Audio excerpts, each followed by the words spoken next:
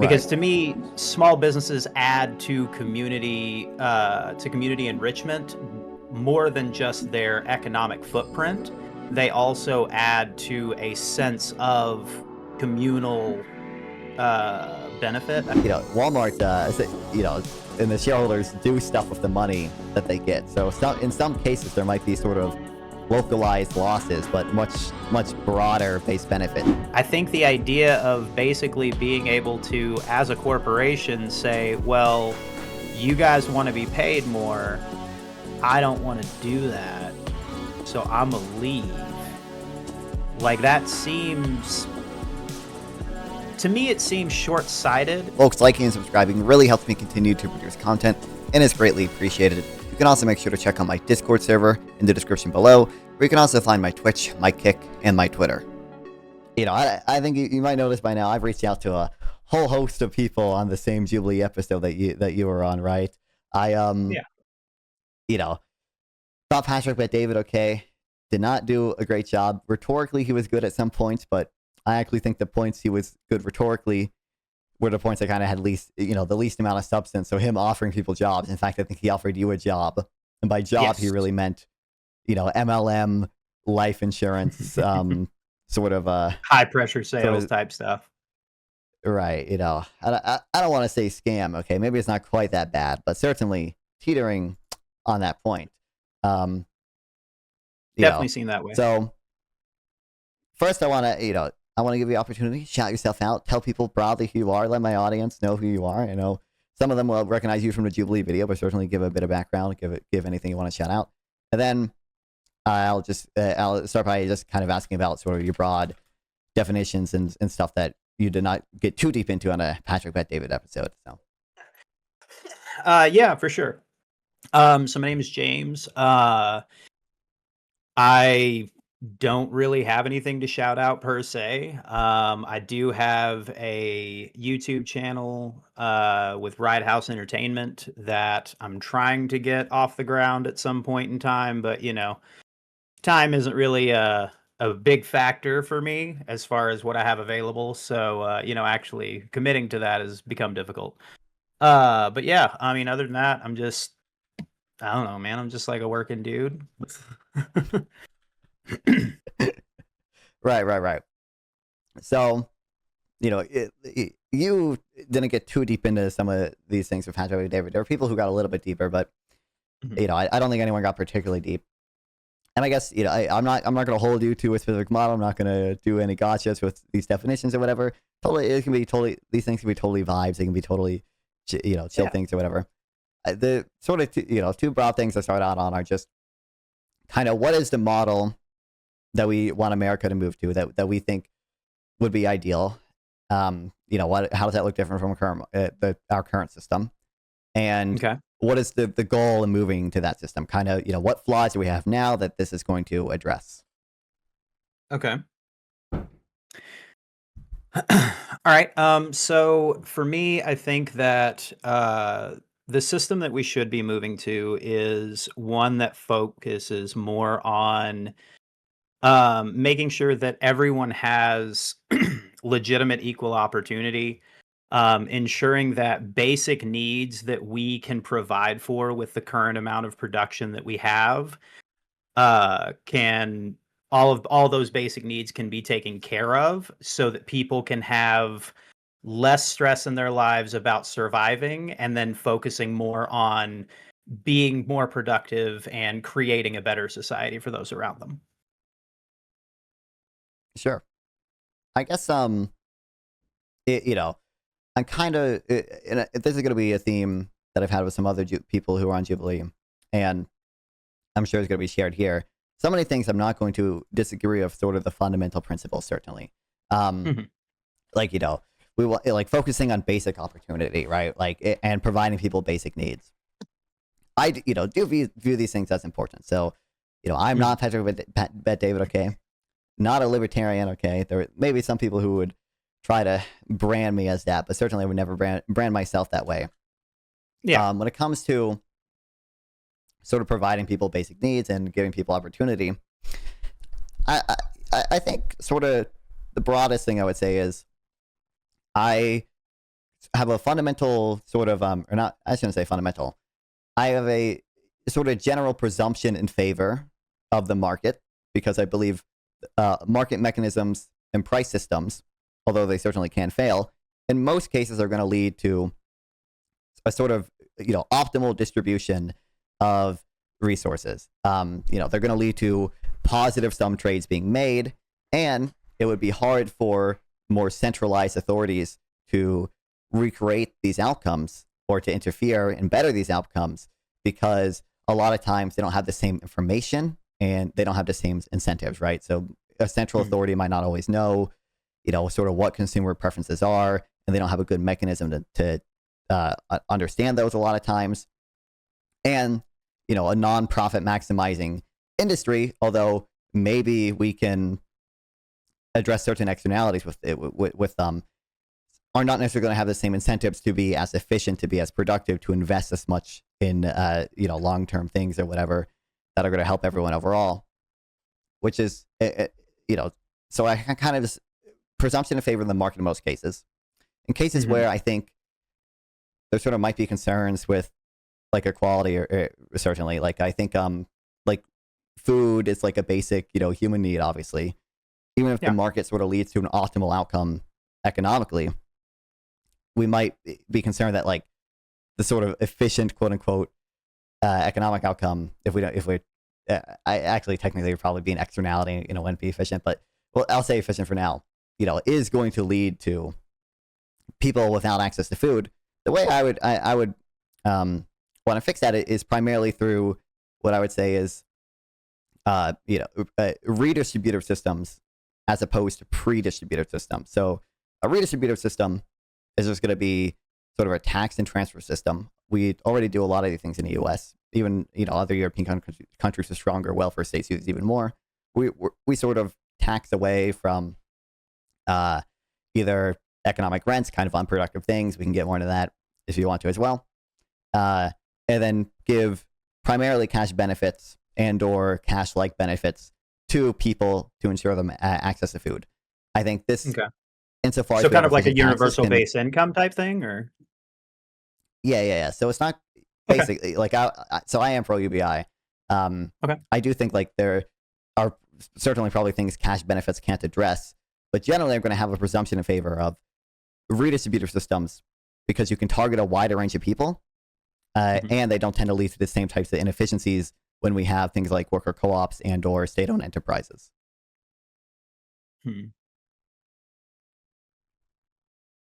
Okay.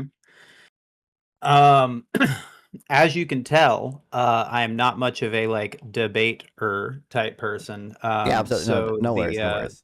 The process of this is a little bit, new to me. So, everything that you were saying kind of makes sense. I would like to push back a little bit on the idea of that the market is typically going to lean towards favorable outcomes. While I understand that, yes, the idea of profitability is the most favorable of outcomes given the way that American capitalism works, the higher end of profit margin doesn't necessarily equate to the best outcomes for the people who are actually affected by food deserts, by extremely high prices of more healthy type foods, and that sort of a thing. And given the fact of that we have like an unregulated market in general as far as it comes to those sorts of things, that is, to me at least, why we have those sorts of things in America, like food deserts and places where, like where I grew up, where the only thing that you can get is like Walmart, maybe if you drive 30 minutes, or whatever the quote unquote cheapest food that our grocery store can bring in because it's 4 hours away from the closest distribution center. Sure. So kind of one of the things, and part of the reason why I asked, and to be fair, like I do think you provided as an answer, kind of what problems we're trying to address with the system is I think a lot of the problems people mention, although I agree often there's sort of fundamental problems that exist, are often overstated, right? So I'm not particularly well researched on the issue of food deserts, but sort of the stuff I have seen that's essentially like more published research, it tends to say like food deserts just empirically are not a big problem.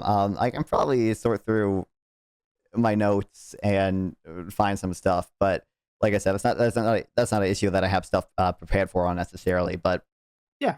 I think a lot of times we kind of get sort of misleading information from things like, certain surveys that we do or whatever, and the kind of higher quality published data that's actually like in economic journals tends to say the problem is a lot less severe. And sort of, I think certainly some of the issues that we think are there, I don't always view as issues. So like, Walmart, coming like certainly, people mention like Walmart, they're going to come in, they're going to like outcompete certain grocery stores or whatever. And now there's not going to be a local grocery store near me. I'm going to have to drive longer to get to Walmart. Like, I think largely those things reflect the fact that Walmart can offer lower prices and a wider variety of products. And that's why consumers typically choose to go to Walmart over other like local chains or whatever. I don't view it as a bad thing. I think when consumers spend less money on food, that's a good thing. And I think sort of market systems are what have allowed, if you just look at the data on sort of what the average American spends on food as a percentage of their income, that's been going down. They used to be, closer to like almost like 30% of people's budget in the like 1890s. And, it's gone down to like 14% of people's incomes now. And that's not even accounting for the wider variety of food we have now. People in the 1890s could not always get fresh fruit at any time of the year because we didn't have as connected supply chains. We didn't have as advanced. Even the crops themselves are genetically modified now to grow in places that otherwise would have. And to the extent that we do what I mentioned earlier, the pre-distributive systems, a lot of times we're not going to see the same incentives there for those types of innovations to happen. Okay. So part of my issue with effectively basically the corporations taking over certain aspects of people's spending habits, like food, for instance. The town that I grew up in, and I know that like, personal experiences, anecdotal evidence, blah, blah, blah, blah. But in the town that I grew up in, our grocery store that we had in town that was owned by local people and would ensure that any money going into that business typically stays within the local community and then kind of circulates in there, thus kind of building up the commercial footprint of the actual town itself and kind of improving the quality of life there. Having a grocery store within your own community just in general improves quality of life, at least as far as I can tell. And then whenever we have a Walmart move in to, a 45-minute drive or something like that, then distribution prices start to go up for the local grocery store to bring in food because a lot of that distribution network is being taken up by delivering now their things to Walmart and all that kind of stuff out of central warehouses. And because of that, they are then getting priced out so that they have to close down, thus removing that sort of like centralized place. Walmart beat the economic computation computation problem. And then now all Grimacing of the face commerce that would have emoji. stayed Grimacing within that face community is now being emoji. outsourced Grimacing to a face different, emoji. I would say a different community, but it's not actually going into that community either. It's being pulled to their corporate headquarters and given to shareholders, blah, blah, blah, blah. Go ahead. I think there might be a different effect there driving some of that. So, a lot of times it's not necessarily just that sort of the supply chains are more stressed or distribution chains are more stressed because they have to supply goods to Walmart now.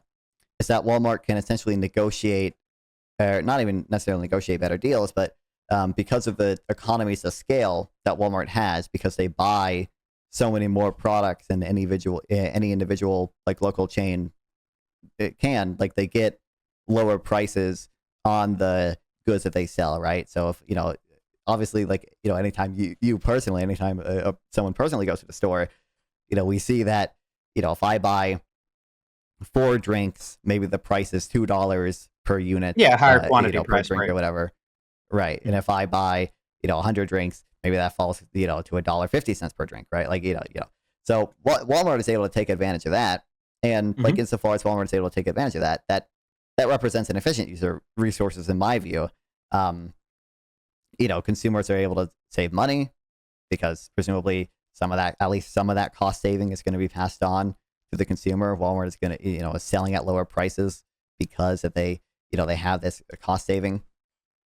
And it means that sort of, goods that would otherwise be going to, local grocery stores, and sold at higher prices for consumers, and now they are now going to Walmart, and Walmart gets to benefit from that. But so do the consumers.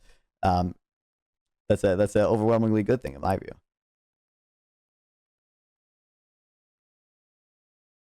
Okay. I'll be honest with you, I don't really have like an answer to that, just because Mm-hmm. the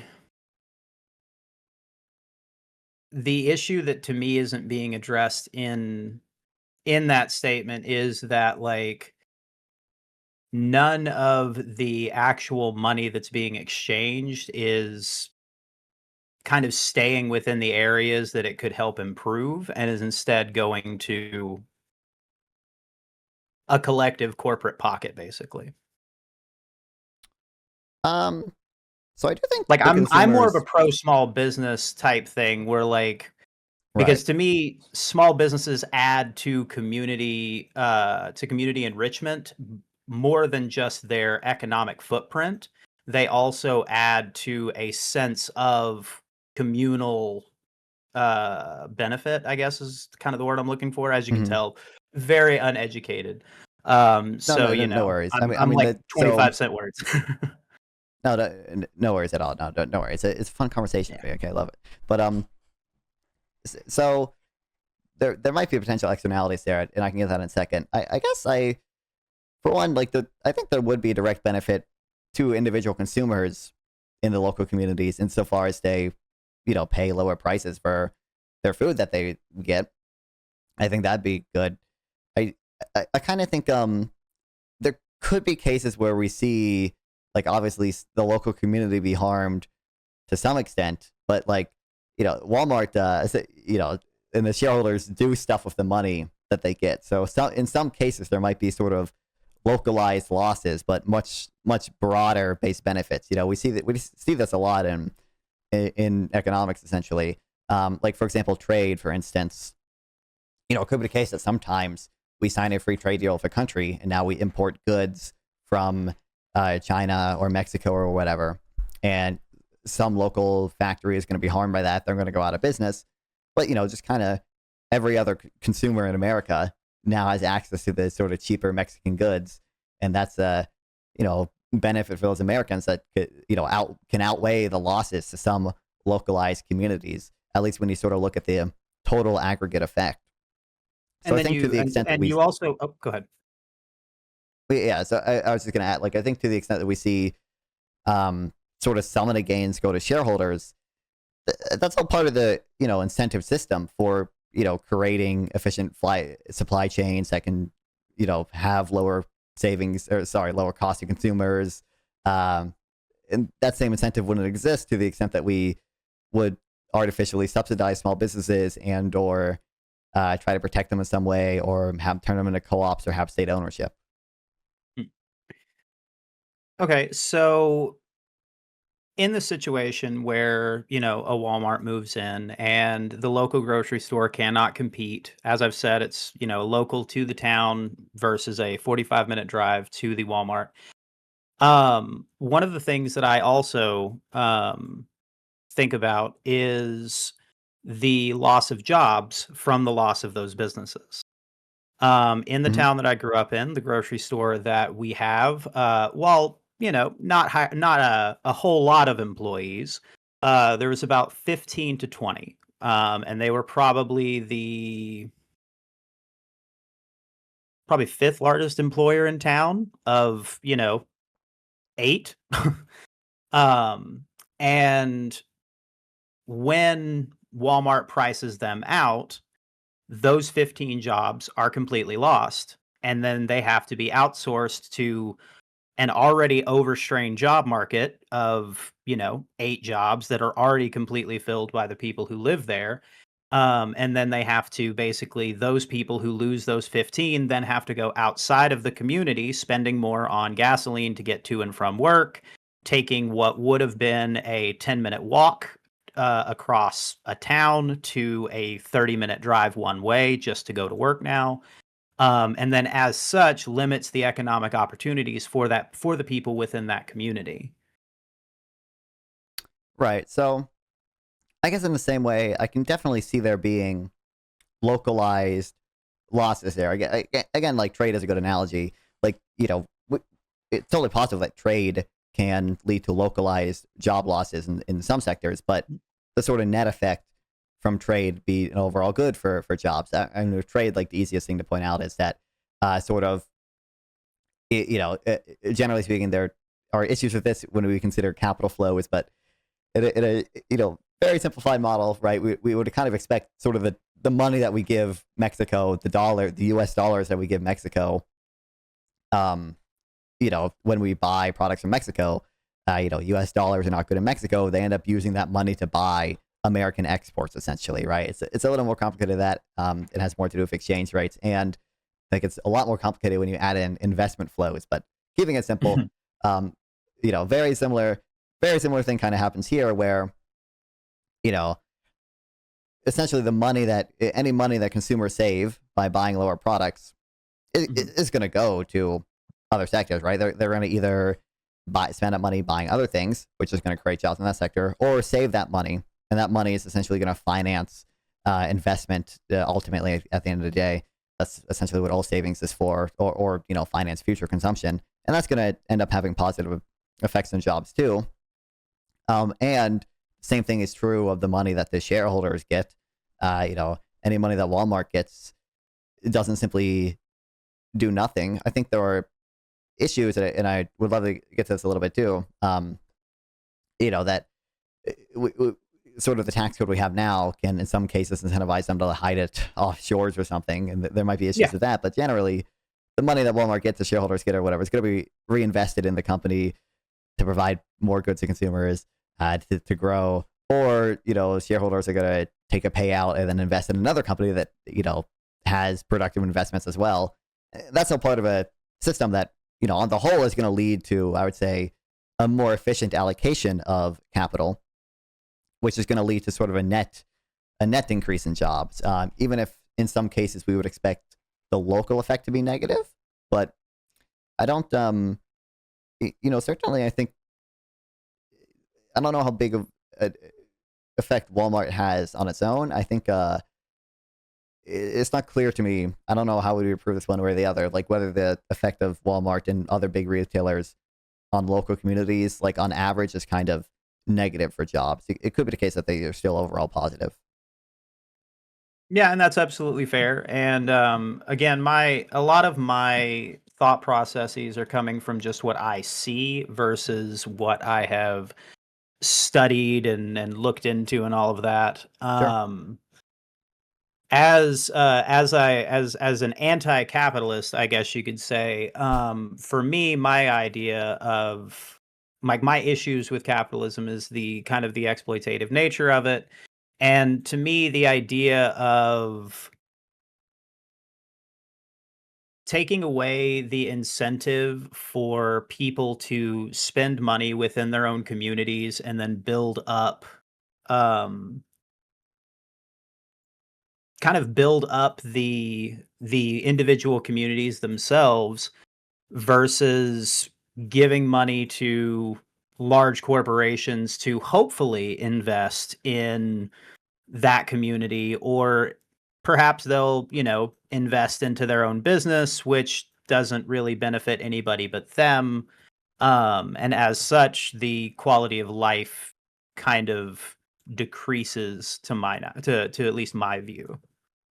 Hmm. I guess it's kind of a it might be a bit of a question of value judgments then, because Hmm. certainly it's not that I don't view local communities as important. It's just that simply, kind of, for one, the overall gain matters more. And although, I did mention, like, it's not clear to me, certainly, that, like, Walmart overall has a negative effect in a local community necessarily. Although maybe, it's more obvious in other cases. But, like, certainly, I support free trade, but certainly I acknowledge there are some cases where, once we engage in free trade, like, some local communities are going to be on net worse off, not just economically, but that the sort of sense of community around the factory that almost everyone works at is going to be harmed, right? I mean, you see this in West Yeah. Virginia with some of their coal workers as well, certainly. Um, Yeah. I guess And I like just kind of, Detroit with like the auto factories and that sort of thing. yeah, yeah. I do think a lot, there's not a necessarily a conversation about trade. We can talk about trade if you want, absolutely. But I do think, it is the case that a lot of those jobs were lost due to automation and not due to trade, actually. But regardless, Mhm. okay. You know, I care more about the net effect. And I think sort of, when we look at the more quantifiable net metrics, you just kind of see on average, and like even if you just focused on rural communities, now certainly there'd be some rural communities who are worse off, but I would be willing to bet this holds true for the average rural community. You do just see the quality of life increasing over time. There are maybe some things we've gotten worse, like mental health has gotten worse. Now Mhm. some of that might be because we, diagnose it more than we used to. Um, and we don't have, good, like, histories of kind of, like, it's very hard to say how good the mental health was of people in the 1600s, right? Because they didn't Yeah, have the same concepts we do today. But, and the certainly, same metrics with which um, to judge it. exactly, right. So, but, certainly, I think mental health is something that we can look at that's maybe gotten worse. But just kind of like, if you look at, sort of the earnings of the average person, the household earnings of the average household or the median household, um, the quality of goods that they buy in many cases, um, those have, like, essentially all been going up. There are going to be exceptions to some of those things during recessions, and certainly maybe, in some cases for the bottom 20% of people, or for minorities, you might, especially vulnerable people, you might not necessarily see all of those gains, but we kind of do just see broad gains in a lot of these Yeah. metrics. And I think a lot of that is attributable to a market-based system. In fairness, Mhm. some of the gains that we see, I do think are attributable to a welfare state, and that's why I support a welfare state. But certainly, like, the rise in median earnings is not directly attributable to the welfare state for most people, and that is, in large part because of the market system that we have now that incentivizes innovation and productivity and things like that. Yeah, and, like, in general, that 20% that you were talking about isn't really important in the grand scheme of things, right? Um, so the thing I would say is I don't view inequality as intrinsically bad. Um, Okay. so, like, technically, there are cases where, in hypotheticals, like, I would bite the bullet that, like, let's just suppose, like, there's a world where someone is someone has like 15 units of happiness, and someone has sort of -1 units of happiness, right? They have one unit of suffering, -1 units of happiness. That world would sort of have a total amount of happiness of like 14. I would bite the bullet. I consider that world better than a world where, let's say, two people both have 5 happiness. So they both have, um, the same amount, they're both equal, um, and they both have decent lives, but one of the overall, the sort of total units of happiness are worse off. But the thing I would say about, in the real world, I do believe inequality is sort of, um, negative instrumental effects. Like, there probably is, probably are some cases certainly where we might expect inequality to have some effect on crime, for example, and crime, generally speaking, is bad. Um, but I guess it's not that they aren't unimportant in the grand scheme of things. It's just that the thing we should care about is the overall gains. And I think the important thing to recognize is these things are not zero sum. So there are going to be a lot of policies or things that happen that might sort of increase inequality or something that I do think on net is going to sort of make the bottom 20% better off as well. Like, it could be the case that the market system we have now, the capitalist private ownership system we have now, increase inequality because Jeff Bezos was able to make Facebook, and he made billions off of Facebook. But it's not zero sum. Him making billions off Facebook doesn't necessarily take away from poor people. In fact, a lot of poor people benefit from Facebook, right? Like, this is a not zero sum game. Okay, so you had said a minute ago that you think that some inequality is positive, correct? Yeah, absolutely. I also don't. We can Okay. talk about this as well. This is a little more academic, maybe, but I also don't think Okay. inequality has gone up much in the U.S. if you look at the better statistics, essentially. But yeah, Okay. certainly some inequality can be positive. Okay. If you don't mind, if you could expand on that a little bit, like what is a Right. positive inequality? So I would say, so again, intrinsically, I don't think it matters one way or the other. I don't think it's intrinsically bad or intrinsically good. But instrumentally, it can be both good and bad. So it could be bad, like I said, because it maybe it increases the crime rate, and we don't want crime, generally speaking. Um, but insofar as let's say we have a market-based system that we think is going to incentivize innovation, that might also lead to an increase in inequality, right? Like I just mentioned, certainly we can imagine cases where Jeff Bezos, Amazon, a lot of these big companies, a lot of these rich people are able to do productive things or have big successful companies, and because of that they have significantly higher incomes than everyone else, significantly higher wealth than everyone else. But that also enables sort of consumers to benefit via whatever they're producing. In fact, to some extent, I mean, Amazon kind of only exists because consumers do value the products that Amazon has and the stuff Amazon sells.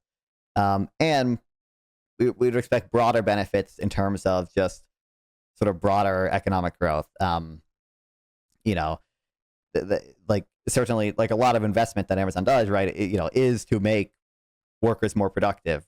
A lot of the goal of a lot of investment is simply to make workers more productive, so you can produce more with less. And that, or I should say, research and development, because a lot of investment is like fixed assets or like fixed capital goods that are not necessarily making workers more productive, but than they already are. It's just buying the stuff that they actually need to do to work. But like a lot of research and development is going to be making workers more productive, and generally you're going to see as workers get more productive, their wages are going to rise as well. So it's going to benefit the workers at a company too. Okay. So to your mind then, the inequality is worth it insofar as there is a net benefit to the greater whole. Yeah. So yes, and I would also say, kind of like I talked about earlier, certainly like the tax system I would have would address inequality to some extent. Like I want a progressive tax system, Mhm. because I do think there are, I do think there can be negatives from inequality, and tax, there's diminishing marginal utility on consumption. Essentially, obviously, $1,000 to Jeff Bezos means a lot less than $1,000 to a homeless person. So it's more fair overall to have a progressive tax system. So, Mhm. um, although I do view it, kind of it's worth it. Certainly, markets I acknowledge are going to create some amount of inequality. I think that inequality is worth it. I would also have a mechanism in my ideal society to address inequality to some extent. Okay, so just so I can kind of get kind of a conceptualization of what that would look like for you. Like let's say that you now are the grand poobah of the world, and you can basically decide what this utopian society is. Like, what would that look Hell like? yeah. Would it still be a capitalistic society? Would it be like what are we looking at here? Right. Yeah, I mean, it would still be a very capitalist society. Like, Okay. somewhat, some of the things are hard to quantify whether they're like really more capitalist or less capitalist than we are today. But, it would look broadly like what the US has today. I would, certainly there are industries I would deregulate. I would get rid of some, government restrictions on land, on what you can, on how many homes you can build in certain places, right? Because I do think there are cases where like government is constraining the supply of homes too much. Um, and there'd be other, like I'm struggling to think of any off the top of my head, but certainly there are other industries I believe are overregulated. I Mhm. would get rid of some of the pre-distributive systems that I think we have. So, you know, I don't think I don't necessarily have super strong opinions on this, but for example, like union protection, in my view, some amount of union protection can certainly be justified because there kind of is a collection action problem when it comes to Mhm. unionization. But I do think currently in the U.S., at least many states probably go, probably too far, essentially go too far in their protections for unions. And I think sort of the issues that unions seek to address would be better dealt with my ideal tax code, which would look, I think, it would look a lot different than the one the U.S. has today. Essentially, we would see that rather than the income tax, I think I would move towards a personal expenditures tax, which is a type of progressive consumption tax, essentially. So, currently Yeah. we tax people on their income, basically, for temporal reasons and for other reasons that sort of disincentivizes savings and investment. Um, under my ideal system, sort of the same way that you can deduct your 401k now from your income tax up to a certain extent. You just be able to deduct all the money that you save, right? So any Mhm. money you didn't consume that year, any money you put in a savings account, you'd be able to deduct. You don't pay taxes on that. And we Mhm. would still have like a progressive, brackets. So you'd be taxed more on sort of the income that you consume past $1 million, past $100,000 than someone who's Okay. poor. They only consume $30,000 worth of stuff a year or whatever. That's they would face a very low tax rate, and on net it'd probably be Mhm. negative. Um, I think we'd replace the corporate income tax with a DBCFT, in my view, which is I think there's a few different ways to frame it, but it's kind of somewhat of a more efficient version of a corporate income tax. Essentially the destination based part means that we're taxing companies basically where on the consumption is happening. So Okay. this avoids issues that we see right now with essentially companies stationing their headquarters in Ireland and saying actually we're an Irish company, we're a Mhm. company from the Bahamas, even though all of the production is in the U.S. and everyone buying the goods is in the U.S. We're from the Bahamas, so we're gonna pay Yeah. the Bahamas corporate tax rate. So I think it would Okay. lower avoidance, and it would allow for the immediate full expensing of investment, essentially. So like right now, for a bunch of boring reasons, essentially some of the incidence of the corporate tax ends up being on investment. Um, because you sort of, when you do certain types of investment, you kind of have to depreciate it over long periods of time, and it ends up kind of taxing you on profits that don't actually exist. This would avoid that issue. You would Mhm. be able to immediately expense all of your investments, so you wouldn't distort investment decisions in the same way that we do now.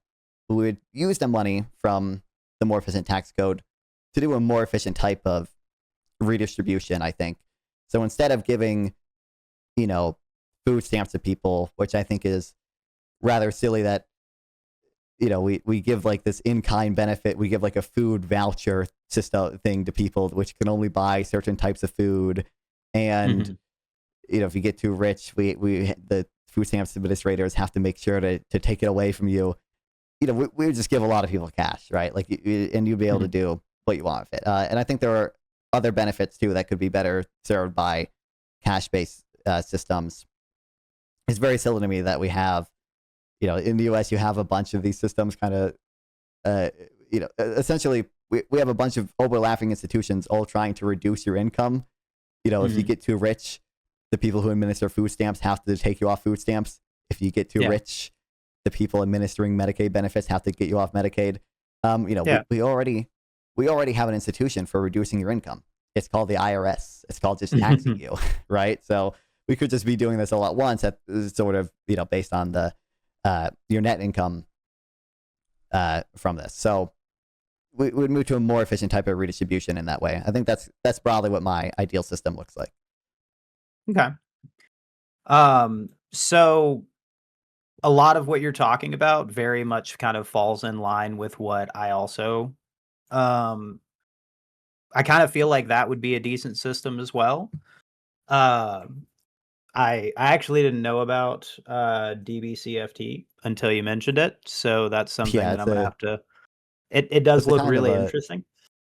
yeah, it's a wonky thing. I'm curious. Do you know who Econoboy is? No. Yeah, I don't know. If you're not online, you wouldn't. But Econoboy is like a well, he retired, unfortunately, sadly. Mm. He was like a social democrat streamer for a while. Eventually, he actually converted to socialism, essentially. I Mm. think the nice thing about some of the things I mentioned is that they um are broadly appealing, even if you are a socialist, or even if you are like a libertarian. Like a libertarian should like a DBCFT because it sort of has the effects I mentioned of not decreasing investment as much, or really, hopefully not at all. There can be administrative issues, of course, but a leftist should like DBCFT because it lowers avoidance from Tax from corporate havens. taxes, essentially, right? Yeah, exactly. And like Econoboy is a socialist, and he argues for DBCFT. He has a pretty short article talking about it that I think is intuitive. And there's a few other things I can send you on it if you want. But Econoboy is like Yeah, the best sort of for sure. No, I'd yeah I'd love to look into it more because he definitely seems like somebody that'd be interesting to look at. yeah. But so like I said, he's a socialist, Mm. a relatively moderate socialist to be fair, but he still supports the DBCFT, and I think it's broadly appealing to to essentially everyone. Um, Yeah. but I think so I'd be curious for kind of your thoughts on I mentioned unions. A Mhm. big reason why I like DBCFT is what I would call a redistributive policy rather than a predistributive policy, Mhm. and unions are a predistributive policy in that they sort of aim to compress market incomes, right? Like the point of unions is to, well, one of the aims of unions, not the entire point, is to say, the market is compensating CEOs, executives, shareholders too highly. Us workers, we're going to collectively organize to make sure the market compensates them, not as highly, and we get that Mhm. compensation instead. A WCFT and these other types of taxes are essentially just saying, sort of after the market has compensated you at this rate or whatever, we're going to tax some of it, or we're going to tax whatever you consume on that, and sort of redistribute it via cash benefits. Um, I'd be curious kind of for your thoughts on that, because I think that might be a little bit of an area of disagreement, because I think in my ideal world, we would see less protections for unions than we do today in the U.S. Well, it's really hard for me to speak on unions. I am from Texas, and we are a right to work state, and unions don't really have power here. Right. So I legitimately have never heard a good word in my life about unions, except in the last like 2 to 4 years when I've actually been, looking into uh, employment. God, not employment, like job protections and that sort of stuff. Yeah. Um, so so unfortunately, I can't speak a whole lot to unions because I don't know a whole lot No about worries. Yeah. them. But the idea that of collective bargaining with the intent of ensuring that you are fairly compensated for the amount that you are giving to a company, uh, to me, that seems like a positive. Hmm. Because just from the experience that I have had through the last 25 years of working, um, most of the time you are only going to be compensated for the minimum amount that people can compensate you for.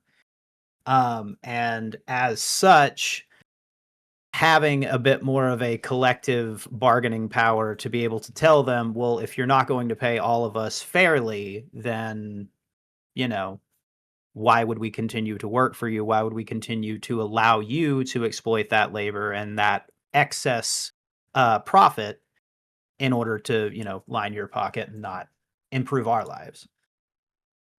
Yeah, certainly. Obviously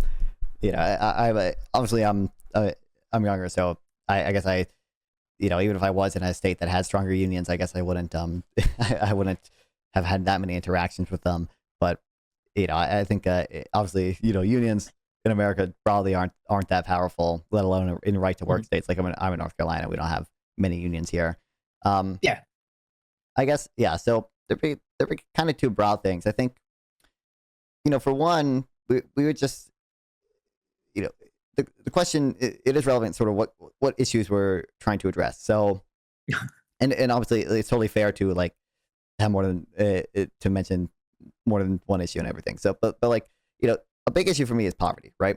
I care about poverty. I don't think people should be in poverty. I think the government should play I agree. a big role in preventing people from being in poverty, right? So like I said, not PBD. Okay, don't think poverty is like a moral failing Inherently the the poor person's fault.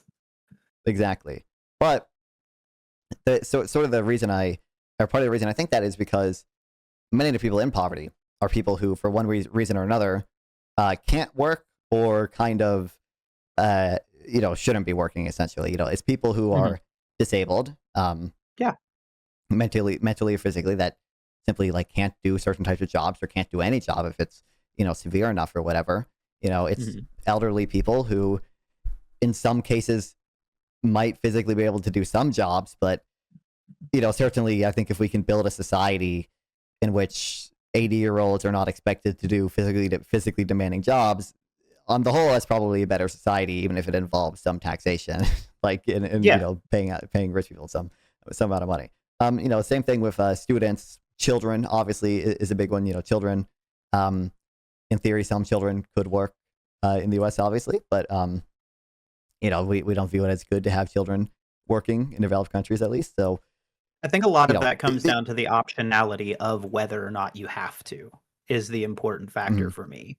It's like if we have the option to allow children to enjoy their childhood without having to worry about, do I need to get a job at 16 in order to help my mom pay rent?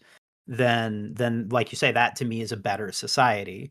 And if we have the social structures and the social systems in place that we can basically, when that cutoff of retirement age is for, I understand that we've lived longer now, so the expectation is that we should work a little bit longer, then fine, whatever that retirement age is, then from that point on, we should be able to take care of the people who have been producing all of this commercial product, commercial gain, labor, and all of that stuff throughout their lives.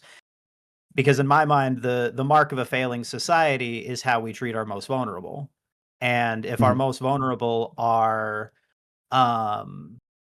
starving, if our most vulnerable are having to live in their cars because they can't afford their diabetes medication when they were born with that and they didn't have any control over their getting it, that to me is where the failures come in. Yeah, I totally I basically essentially totally agree on sort of the fundamental issues there.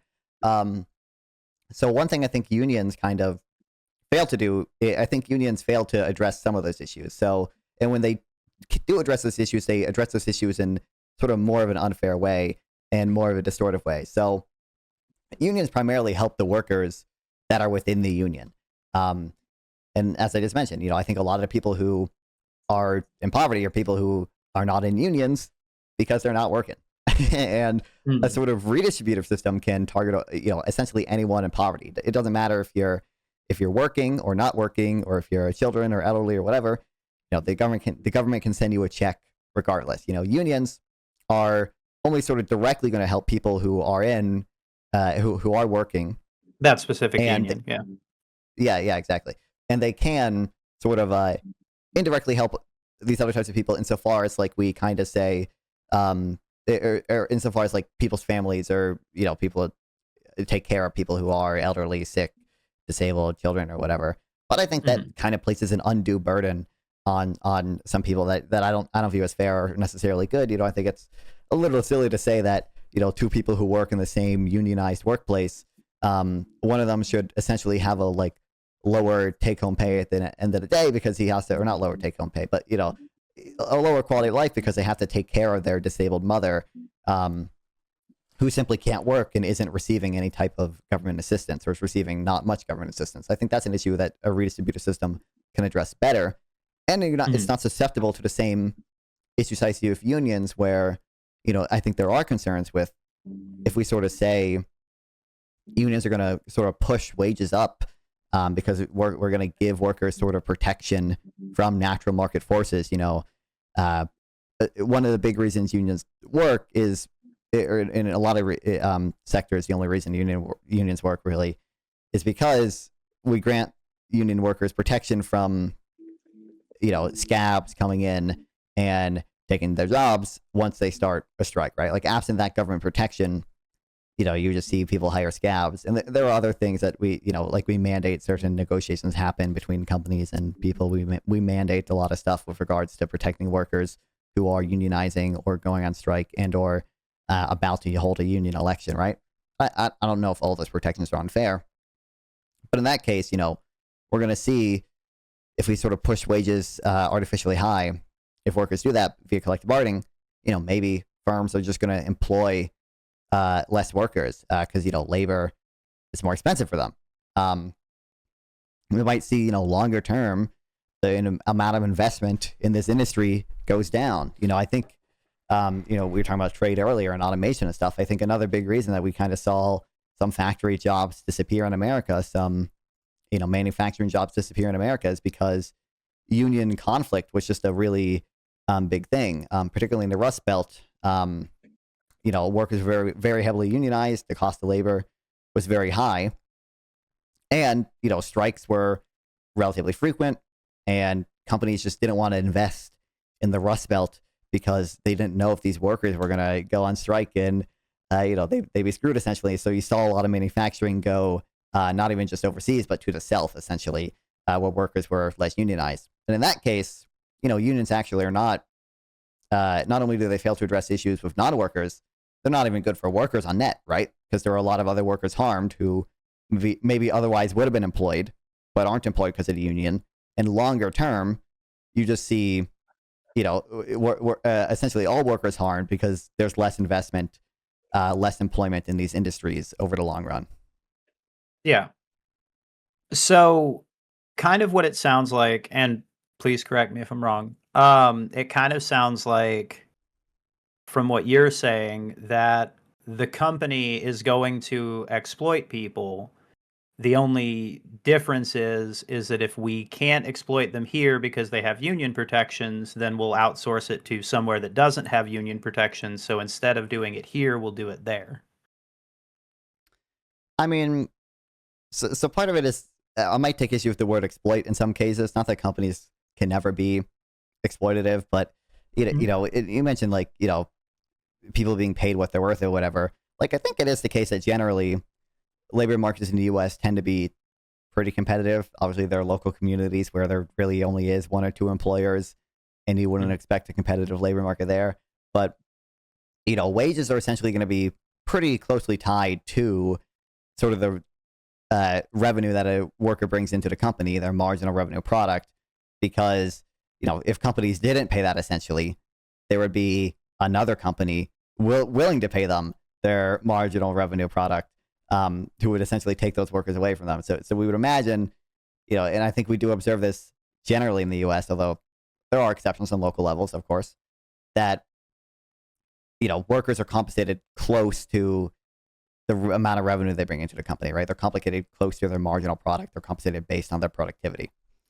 And even if we want to consider some of these things like exploitation in some moral sense, kind of what we brand it as, it's not super relevant to me if the consequences are still negative, right? So I care about the consequences of an action. I care about the consequences of certain policies.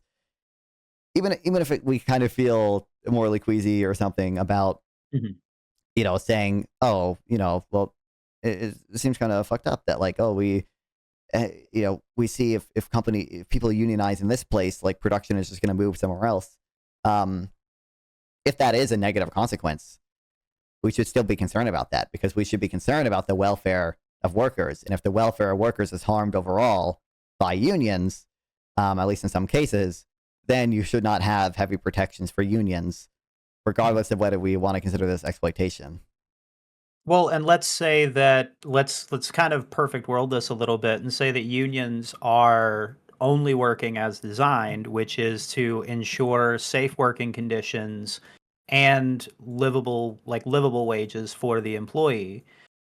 Hmm. Then if a company then chooses to like move their production away from the country that is choosing to like protect their workers' well-being and protect their workers' ability to be able to afford a certain lifestyle or a certain level of comfort so that they can be a productive member of the society, not fall into poverty, not fall into crime and that sort of a thing.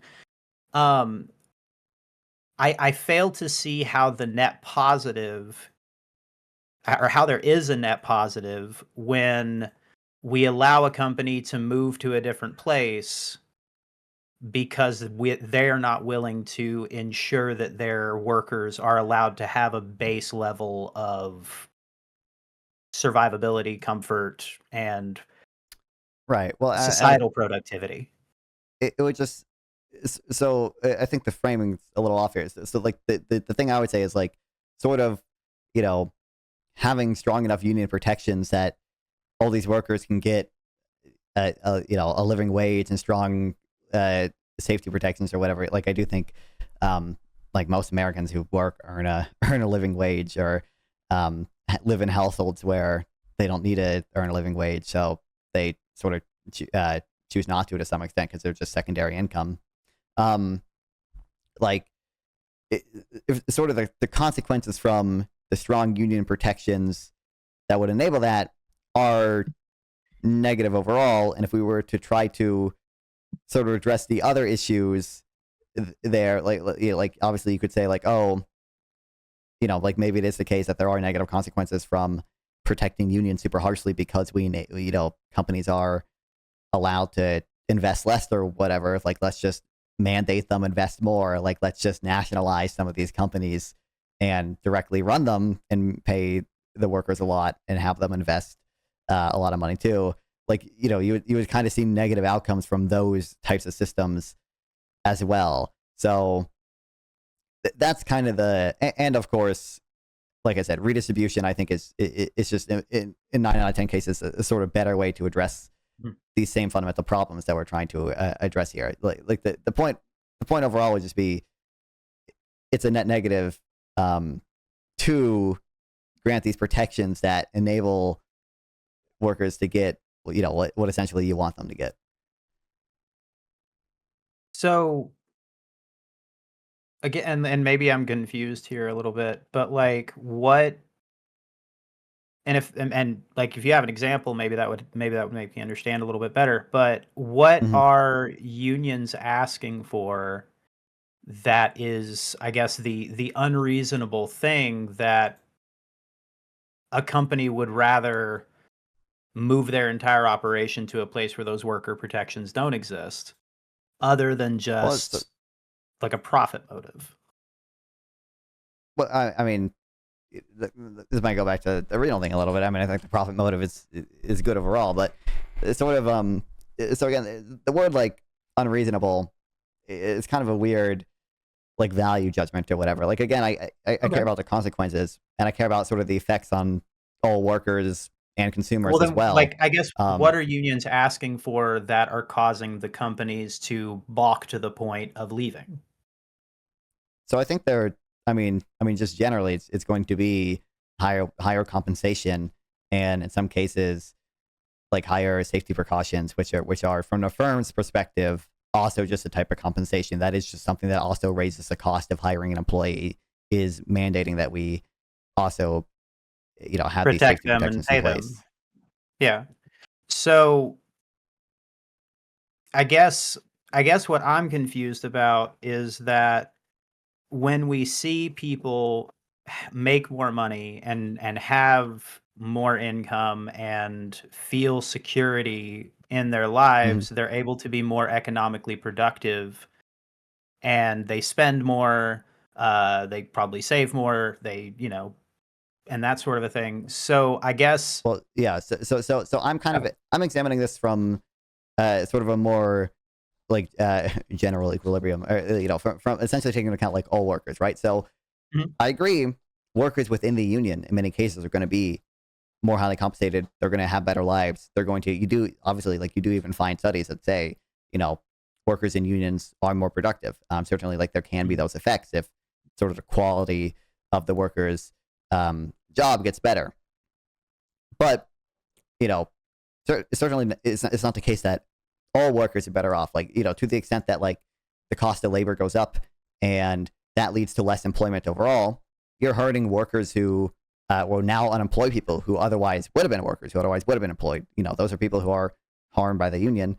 They're also just some of the costs of the increase in labor might be passed through to consumers in the form of higher prices. In that case, you're hurting consumers, and Unless the consumers obvious. have more money because they're being paid better. Well, I mean, there's always going to be more Well, like, sort if of you think more. about it, like, if I'm a corporation or a company, like, there's business A and business B. Business A has a union, business B doesn't have a union. Both companies cannot go overseas, they cannot export their labor, they just don't have the capital to be able to do it. And I believe that, and you might have said this earlier, I don't know, I'm not gonna, but either way, Corporation A has, or does, yeah, A has a union, B doesn't. If A starts paying their people, we'll say $12 an hour, then B starts paying them at $11 an hour, or at $13 an hour in order to bring Mhm. employees over there. Yeah. Well, the union then argues for $15 an hour. Would business B then have to also raise theirs to $15 an hour in order to maintain their competitiveness in the Yeah, employment side yeah, of the yeah. market? So, So so would that not certainly, be a net benefit for both workers in both plants, because the union in plant A caused the overall wages to move up so that plant B could benefit, because that company wants to stay mhm. competitive. So certainly we do observe this effect empirically too. Unions can have, um, effects obviously beyond their workers, but for the entire sector essentially, because they, like you said, in competitive labor markets, they sort of have to compete for workers, and that you're going to see other firms have to raise wages, because of that. But Mhm. again, the sort of effect of that you would see, and the thing that would be concerning is that then just in the sector you would see less employment, right? Like if you raise the cost of labor in the grocery store sectors, right? Because we have a bunch of grocery store unions, or even just one grocery store union that affects other grocery store workers and other grocery store companies, right? Like you would just Mhm. see overall employment in the grocery store industry go down, and probably prices go up too. Despite the fact of the need for what those grocery stores provide does not go down, they would still need to make cuts to their workforce? Um, what what do you mean exactly? So you might not necessarily see them make like cuts, but the sort of rate of growth would almost certainly be slower. We do observe that empirically too, that they have negative employment effects. I mean, like obviously, so kind of broadly, almost in any market, like there are cases where this fails or whatever, right? You know, we just like as the price of something goes up, people just demand less of it. The quantity demanded of it falls. I'm going to buy Mhm. less bananas if the price of bananas goes up. Mhm. Unless there's some very specific conditions that are that are met. That is something that generally holds true, and that's obviously intuitive in the case of labor. Like, there's no reason to think that it wouldn't necessarily hold true that if the price of labor goes up, companies are going to hire less employees because it's just going to be less employees that it's profitable to hire. Mhm. If a worker only is going to bring me $10 in additional revenue every day, but I would have to pay him $12 a day. I'm not going to hire that worker. It's simply unprofitable for me to do so. I have that's a waste of my money. Um, so certainly we observe that when unions sort of increase the price of labor substantially or whatever, you do see negative employment effects overall, and that hurts, would-be workers who are now unemployed. Even if they don't literally cut their labor force, the sort of rate of employment growth would be slower. Okay, so higher wages means depressed employment growth. So in order to maintain high employment growth, you depress wages. Um, so I wouldn't say depressed. So again, I think certainly there And also, are isn't there like places. isn't there like a regular cost of product that continues to go up anyway? At least at what I've Well, noticed in my inflation, life, you it mean? has been. Yeah. Yeah, I mean I mean obviously, I mean yeah, but that's that's sort of a broad like macro effect, and like the price the price that companies charge also goes up with inflation. Generally speaking, Mhm. there's menu cost, and there's also a reputational price to, or a reputational cost to raising prices. So you do actually see prices are sticky sometimes. They are slow to adjust in some cases, but um yeah, inflation is factored in expectations a lot of times. Like a lot of times, union contracts mandate that their wages go up with the cost of inflation. In fact, the entire reason we started measuring inflation in the first place, the reason we first made the BLS, the Bureau of Labor Statistics, um, Mhm. which now Trump doesn't like, uh, which is a cool situation. But Yeah. you know, was because unions wanted to ensure that their wages were keeping up with inflation, and we needed an Yeah, agency keeping up with to the cost of sort living. of, yeah, exactly. We needed an agency to actually track the cost of living, and Mhm. that was what the BLS sort of served to do initially. And they still measure inflation. They just also measure other things now too. Um, Yeah. and hopefully we'll continue to do so. But we'll see. But fingers crossed. Yeah. Um, like that, that's baked into expectations as well. Essentially, that's why inflation expectations matter for actual future inflation as well. Because just if people expect higher inflation, Mhm. it's going to result in higher inflation because people are going to demand higher wages and stuff like that. But the sort of inflationary cost, right, is different than the sort of what I would say, the same way that you're saying, depressed wages or whatever. Like I would say, sort of artificially increased wages as a result of sort of state protection of unions, which allow workers to go on strike and not have the company hire workers who are willing to work for that company at the Mhm. wage that the Going rate. company is willing to pay. Right, like that is a that's a sort of government protection that we grant to unions, which in some cases can probably be justified.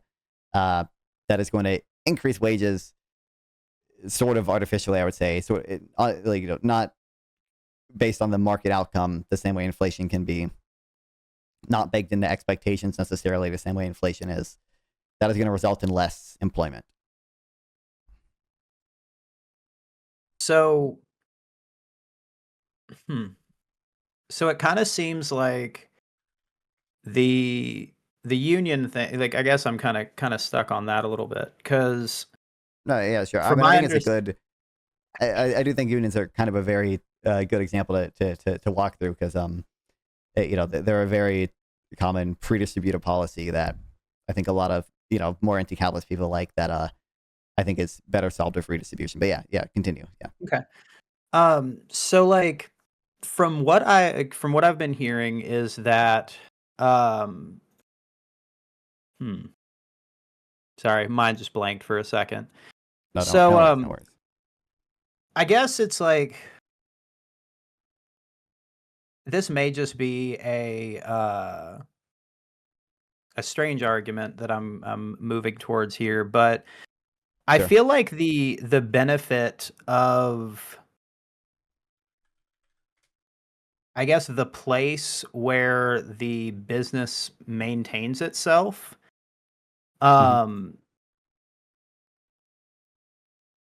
I guess feels important as far as like maintaining a certain quality of living that like the most vulnerable people in the society can also enjoy.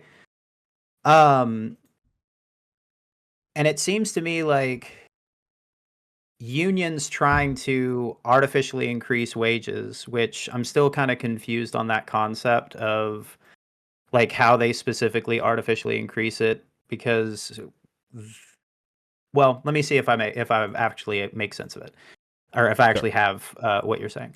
That they artificially increase wages because they increase wages, but those increased wages increase the cost of the goods that they then have to buy, thus No, kind of not negating the improved wages, correct?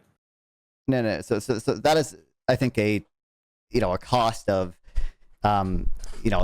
resulting from the artificially increased wages, right? Is that you would see higher prices pass through the consumers. So consumers can be harmed from Mhm. unions.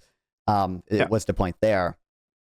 The reason that they are artificially, like I would say, artificially um, increased in the first place is because there's government protection. That there's state force, state coercion. I don't that would be the terms libertarians would use. I would just say Yeah, yeah, yeah. that there's protections, there's state force used in granting the workers who are trying to unionize and or already unionized and on strike uh, from the sort of natural result of the market, right?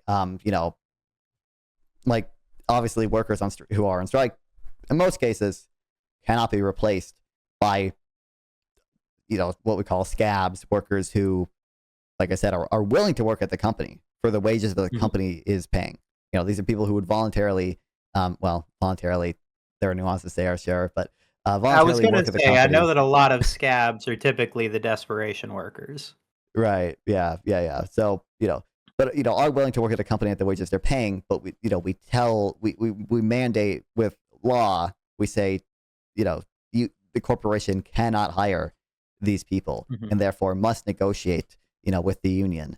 Um, and Which that's what is I a mean by negative. in some cases, yeah, absolutely. Like it's a net negative in some cases. I don't know. Okay. I kind I don't know exactly where I stand on sort of the ideal protections for unions. Certainly, Mhm. I don't think there's probably some good protections because workers do face kind of somewhat of a collective action problem in that like absent some types of protections is that like stuff like it can be kind of in every individual worker's interest to sort of defect from the union right to try to keep their job, but sort of collectively the entire outcome can be improved if we grant them the protections so that they know Mhm. if they go on strike, Yeah, they don't their have to job will worry still be about. there when they get back. Yeah, and they don't have to worry about other people defecting, right? Like part of the calculus would be like, well, if I don't sort of defect and be a scab or whatever, like maybe someone else will, and they're not going to have to negotiate with the union anymore. So like it's individually rational for each individual worker to be a scab, basically in many cases. But as a whole, their outcomes would be improved if everyone didn't act as a scab. So sort of making Yeah. sure people can't act as scabs, is um, can solve that problem to some extent. So there could be some good Okay. protections, certainly.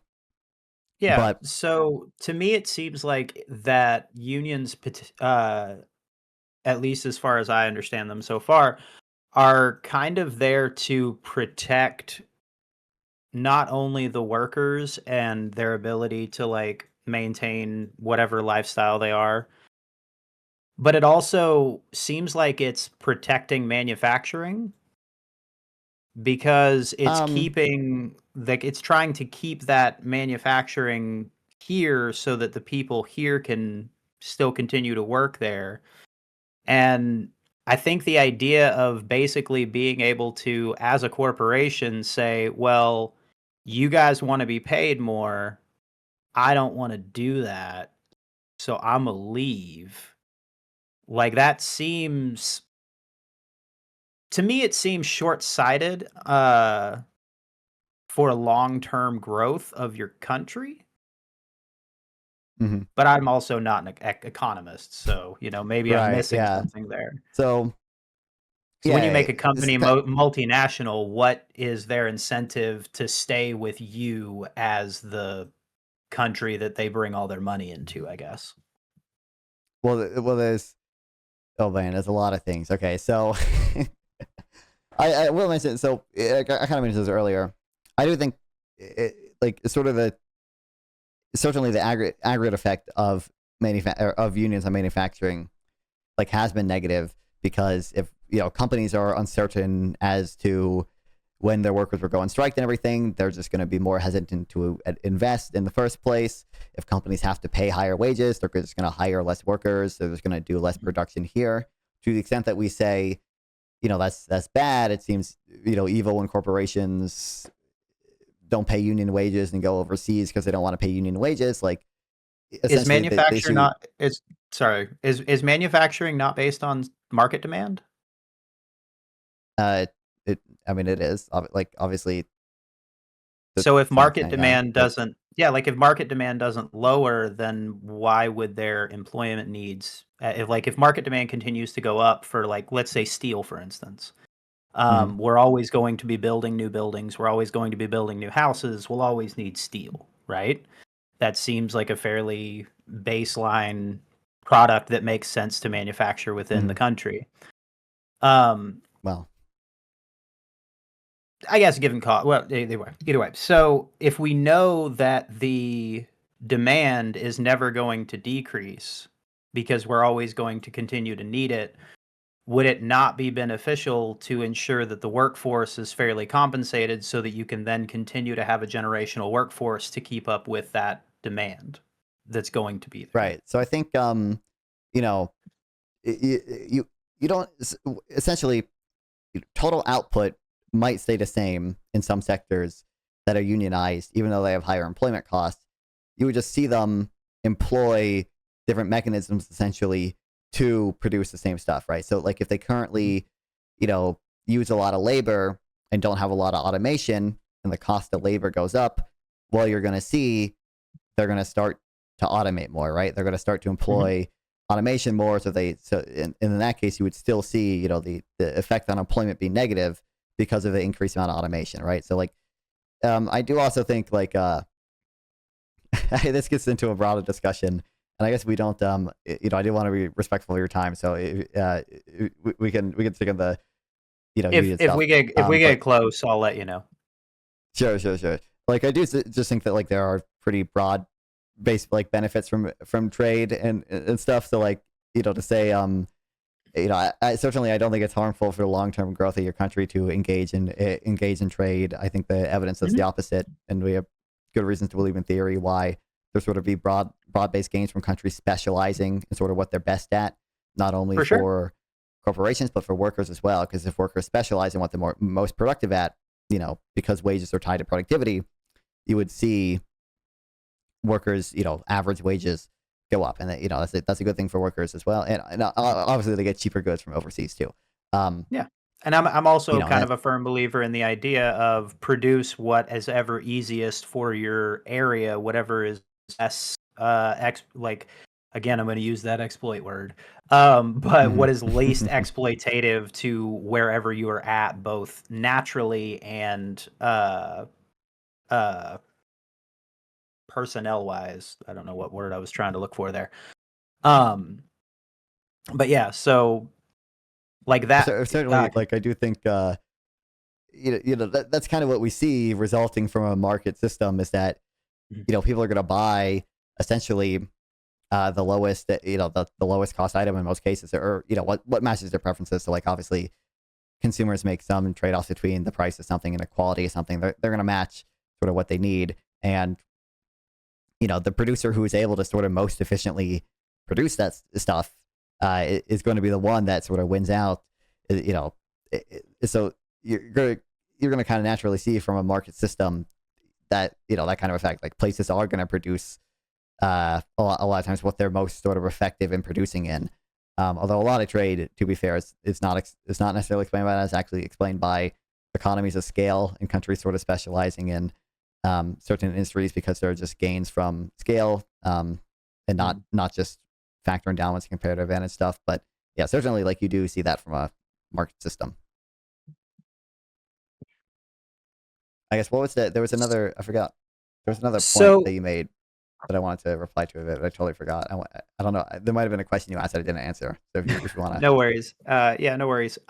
So I guess what my question then becomes is, to your mind, like, what would be in the grand global scale, like, what is our production then? Like, what is our specialty that we are adding to the market, and how does that translate to like what our workforce should be concentrating on? Yeah, well, I mean, the U.S. exports, primarily services nowadays.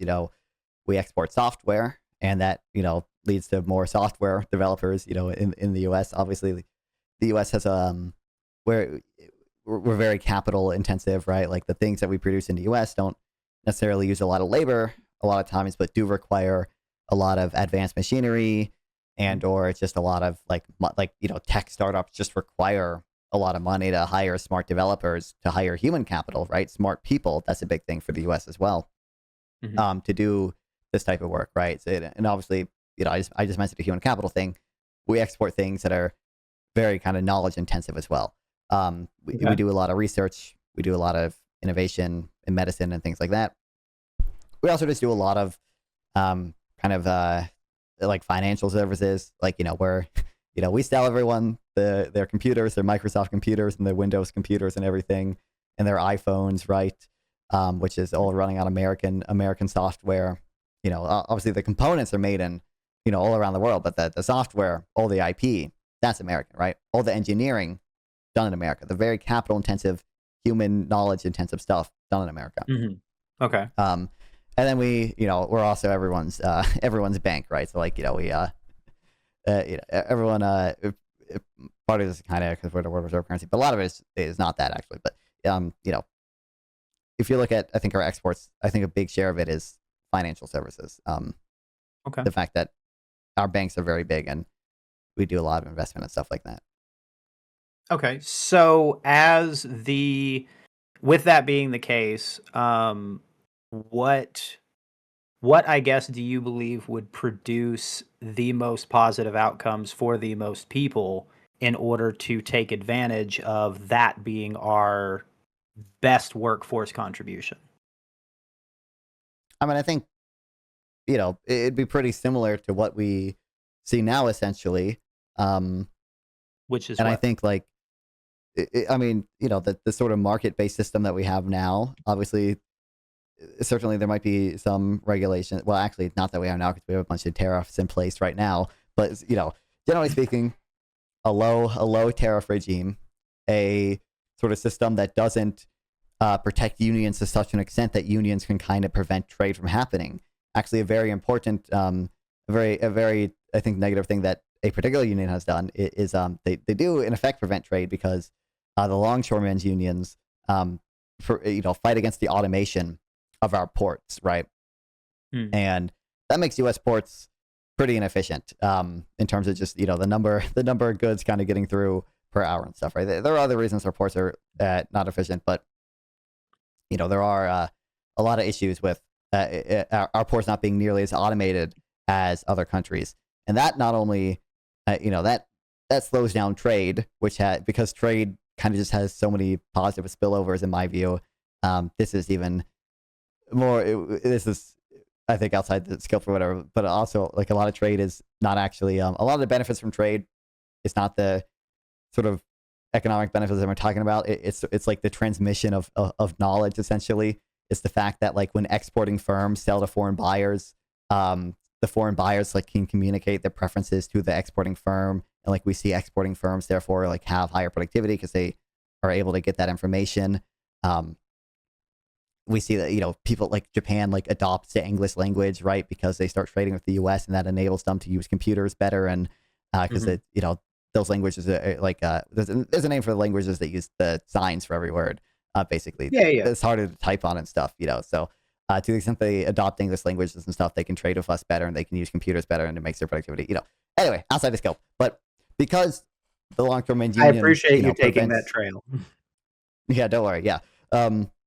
They prevent trade to some extent. They make it more costly to engage in trade, and therefore less trade happens. You kind of just see the U.S. overall being hurt. You see a very small class of workers being protected who work in the ports, but you see anyone who wants to import something being harmed, and that includes both U.S. companies who employ workers and the workers themselves when they buy imported products. So, is there a way to increase the automation, but without decreasing overhead?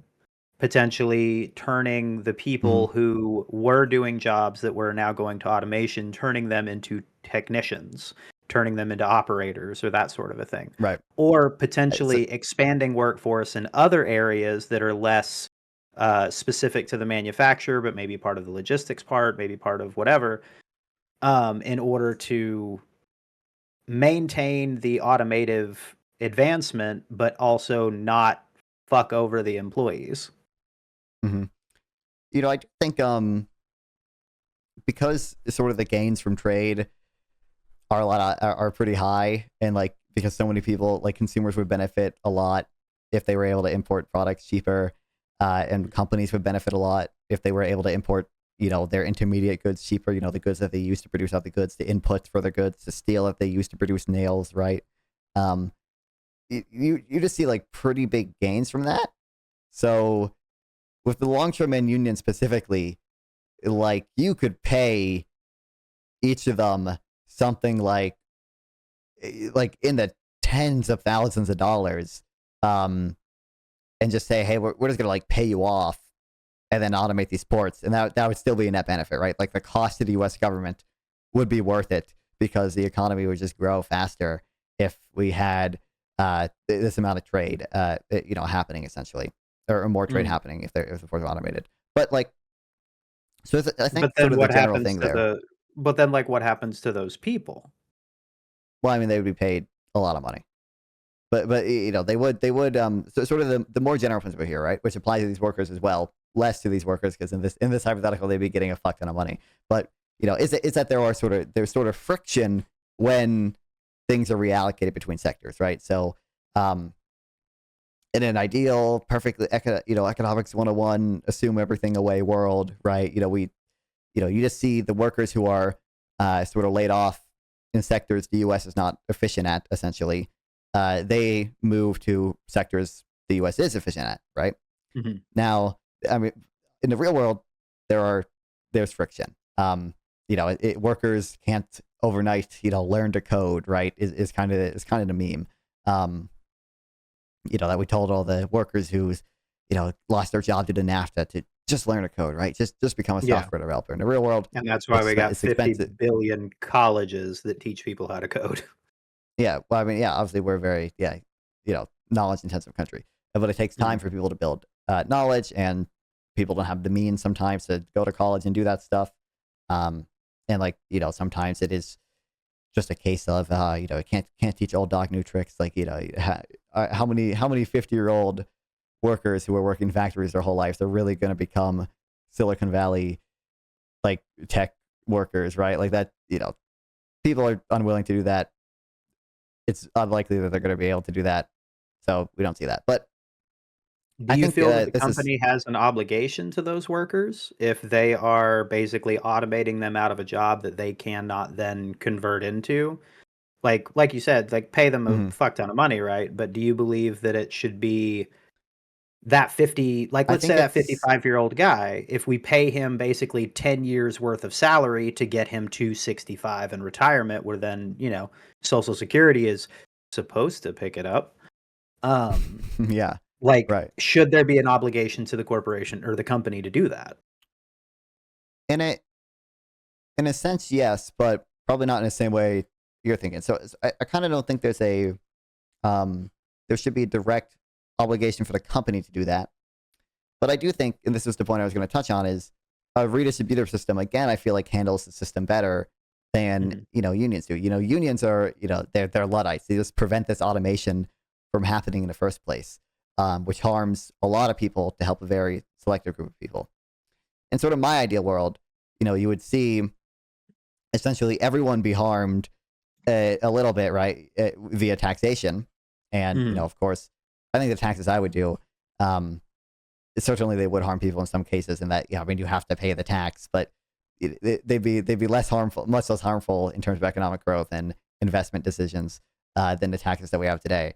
Um, in exchange for everyone sort of in expectation benefiting, in that um, everyone, if they are in poverty at some point, will get money, and workers who, the workers who are laid off because of the automation in ports, for example, they would Mhm. be certainly entitled to those benefits as well. And that's a, that that's kind of my case for So the redistributed system, is that yeah, we so it don't sounds we like don't we don't yours. restrict. Go Yeah, ahead. hold on. We don't restrict we don't restrict the innovation from happening in the first place. We allow the innovation to happen. We allow everyone to benefit, but we do ensure a minimum standard of living so that people aren't in poverty and we don't see that negative effects. Okay, so it kind of sounds like in the system that you would have, that like higher taxes, but then also not necessarily entitlements, but like effectively like cash to be able to compensate for any type of like lack of employment or anything like that. Yeah, I mean, yeah, again, I mean, higher taxes is a like, I would on net have higher taxes, in that, like, I think in my ideal world. And by the way, like, when I sometimes I go on these anti union escapades, okay, and then, like, people think I'm like some, or like some people will think I'm like some evil libertarian, but then what I'm about to say will make people think I'm like literally a almost a socialist or whatever, right? So Mhm. um or like a progressive. So I think I would raise taxes, in the sense that in my ideal world, we'd probably see taxes be closer to like 25% of GDP on the federal level. I think we're at like 16% right now. But again, I Mhm. do think it is relevant that the taxes I would do are more efficient, in the sense that they don't distort investment decisions in the same way our current tax system does. But yeah, Okay. it'd be higher taxes overall, but in a more efficient way, to ensure a minimum standard of living, which the U.S. already does for the most part. I think because we have so much means testing, and there's a lot of issues where I would say people do fall through the cracks. Like, obviously, you Mhm. do see people on the streets who ideally should be housed by government assistance. Some form of government There's probably, assistance, yeah. yeah, obviously there's people who rely on food stamp, or should be on food stamps or whatever, but have to rely on private charity in some cases Mhm. because of the sort of issues with that we have with the administration of food stamps. But yeah, it'd be higher taxes, but a minimum standard of living ensured. Yeah, and it kinda sounds like, that, like, you and I are kind of in agreement, at least as far as taxes are concerned, that, like, at the very minimum right now, we are not we're not distributing that tax money properly, type things. Hmm. Yeah, Um, for sure. Go ahead. I mean, I do like we might disagree a little bit, because I do think we probably actually maybe we don't disagree that much. Like, I do think there are probably some transfers to workers and stuff that are uh are not good. Like, like, I think in my ideal world, like, we probably would have a more privatized social security system. Like, there would still be a government sort of mandate to save, to make sure that kind of everyone does have enough money for retirement. But we wouldn't see sort of the system that we have now with the Social Security Trust Fund, which I don't think is very good. So would it be hmm, say what you just said one more time, that it would be a like something to Mhm. save? That basically people would be Yeah. forced to save? So yeah, I mean, they're forced to save right now with Social Security, right? Like, it is a payroll tax basically. It doesn't go to their individual account. It just goes to the trust fund. Um, Okay, okay, I see what you're I saying, don't I think. know. That I don't know exactly what the optimal system would be. I don't have super strong opinions on it, but I think it would look closer to something that we see in Australia with, I think they call it, like, superannuation or whatever. Essentially, I think they do it on the employer side. They say, like, you know an employer must send like 15% of its wage of a worker's wage essentially into like some retirement account. That account is invested in the stock market. Essentially, I think workers have some amount of control over what is invested in. I forget exactly. Yeah. And So kind of like a workers can, 401k type situation. yeah, exactly. We'd move towards sort of a mandated 401k style thing. In my view, I think that'd be more effective than what we have now. Okay. Yeah, and I can absolutely like I kind of agree with that. I do see where you're coming from about the idea of just kind of everybody having an account that they're kind of adding to as they work and all that. But the question that I have then is kind of what about disabled people and all that? Would that, I guess in your perfect system, those would be caught by the social Yeah, social yeah, safety those would be nets. caught by sort of other, other type of social insurance systems, right? Like, we just Mhm. have payments for people on disability, and that they could receive, if they truly like couldn't work or whatever, like they just would receive those payments their whole life essentially. Yeah, yeah. Mhm. Okay. And how would those benefits be like, how would those be determined, I guess? Would it be like a cost of living type thing? Do they I go think it would. up as inflation goes Yeah, up? I think it would. I mean, it primarily it'd be close to sort of a negative income tax, right? So like or some type of UBI, Okay. which are technically those can be identical for reasons we don't have to get into right now. But it'd be determined just primarily based on income. So certainly, I think it would make sense for disability specifically to probably have some type of special benefit. And Mhm. I don't know exactly how that would be administered because I do think you see, for example, with the VA right now, probably is Mhm. it's probably too easy to get classified as sort of highly disabled when you're not highly disabled, and Hmm. um, that sort of incentivizes veterans not to work in some cases when really their life would probably be better if they did work, and we should probably be saving that money for people who truly are highly disabled. But you know, more than anything, you would just see based on income, you would be granted either some type of uh, sort of monthly payment from the government, or some type of tax deduction at the end of the year or whatever. So you don't have to, essentially you're subsidized in a sense that you don't have to pay tax on whatever you're allowed to deduct. Um, Okay. Essentially, like I said, just based on your income. Based on if you had $30,000 a year in income or whatever. Well, maybe we say like we're just going to give you $10,000 distributed like in monthly payments or whatever. And it kind of doesn't matter. Maybe you have that income because you're a student and you're working part time. Maybe you're disabled. Maybe you're you know like just unemployed for whatever reason. Mhm. There's a recession. There's a lot of involuntary unemployment. You just see payments be distributed based on income, and that would capture like all these different types of people at the same time, I think. Okay. Mhm. Yeah, no, and that's one of the things that like I'm still trying to figure out what, to me at least, what my perfect system would be, and that's part of the reason why I'm kind of asking you these questions, is just to kind of Yeah, get no, a little yeah, bit I more mean, information about like somebody who is more informed on these sorts of things than I am, very obviously.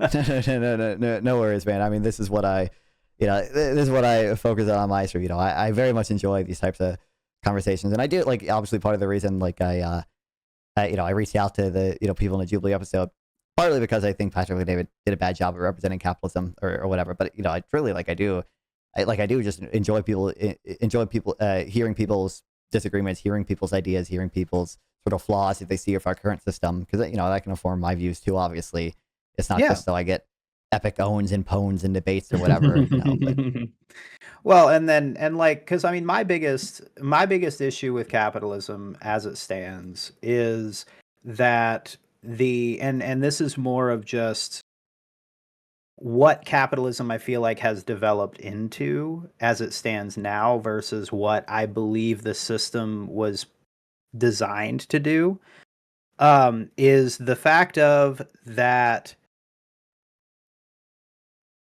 we have changed our focus of what our capitalistic gains are going towards from what we could use as societal enrichment type stuff. Because one of the things that I noticed different now versus when we were in our golden age commercially, not socially and all that kind of stuff in like the 50s and 60s, Mhm. whenever companies and corporations were investing in their communities, and you would have like, Bob Steelworks owns, the factory in town, and then there would be, Bob Wilson Community Center that they were building. Because if they make that community center, they get a tax break and they get to keep a little bit of the profit that they made that year. And now it's become, how can we enrich our shareholders? How can we make our investors happy, and that sort of a thing. And that's the part that, to me at least, where the flaw in capitalism comes in, is that it leaves behind people within the society that it is benefiting from, and it leaves those people behind and does not allow them to reap those same benefits, or at the very least have a standard of living that would be equated to the amount of profitability that the company that they work for has. I mean, yeah, there's a number of things there. So I mean, I think people kind of paint a sort of much rosier picture, even economically, of sort of the golden age that I think existed. I think like if Mhm. you know, it, if for example, like people will talk about like, oh, like we certainly our growth was, I think, higher like year over year back then, like immediately after the world wars and stuff. But like there's, I think one metric that's important is just sort of the percentage of income spent on necessities, right? I do think that this, you know, we have like seen that gone down over time, even for the median worker, for the average person, right? Like they just spend less of a percentage of their income on food because sort of the price of food, inflation adjusted food, has gone down. Meanwhile, incomes have risen, and this is a, like sort of broad thing too. If you just look at certainly if you look at post tax earnings, right, including the sort of transfers that people get from the government, including things in some case there are different statistics, but like including things like food stamps, which act as a type of income, right? You see, essentially for everyone, their earnings have just been kind of broadly increasing throughout this period. From the golden years until now, there are like maybe a few, outside of recessions. This is just a pretty broad general trend that you see. I think even even things like people will cite like, oh, we had like such high taxes back then, right? Like we just see like, oh, we had 92% top marginal taxes on certain types of corporate income, or the highest income bracket or whatever. Like those things tend to be pretty exaggerated too, because effective rates were very similar to what they were today. It's just that back then very few people actually paid those rates because people were able to essentially hide their income within C corps and within other types of companies' tax advantage accounts that they didn't end up paying taxes on. So Mm. we just kind of see pretty broad based and pretty big gains since then, I think. And it's not clear to me that sort of whatever shift that we think happened to focusing on short term investment has had these negative effects, because I just don't think I don't think the negative effects are particularly big. I think we've Okay, seen generally positive things over this time so period. so basically the middle and working class have just as much economic opportunity as they did then. Actually Yeah, more, so right? kind of. So when you say economic opportunity, part of that is part of that might be when we say opportunity, like do we mean like upward mobility essentially? Because I do think that has gone down probably a little bit, but certainly I like mean, overall. the ability to own a home, the ability to achieve the So American dream. right, things like that. So upward mobility when it comes to the American dream, maybe it's gone down a little bit, but things sort of more broadly with regards to that, I think workers absolutely have more of that today than they did, in the 50s and in the golden period or whatever. We just, that's kind of what inflation adjusted incomes are looking at, right? They're looking at sort of how much the price of things have gone up, what, including homes, by the way, is, that's included in any of these measures of inflation. It's weighted pretty heavily in some of them. It's weighted like 20% to PCE, I think. That's we still see that like the inflation adjusted earnings have gone up, and the percentage of income spent on these things have gone down. People spend less of a percentage of their income on food, on gas, on things like that. And the quality of many of these things has gone up as well. The homes have gotten bigger on average, right? Household size in terms of number of people has declined, because people have less kids and don't live with their family as long or whatever. But the like physical size of houses has gone up over time. So there's like more space per people now. Assuming that they can buy one.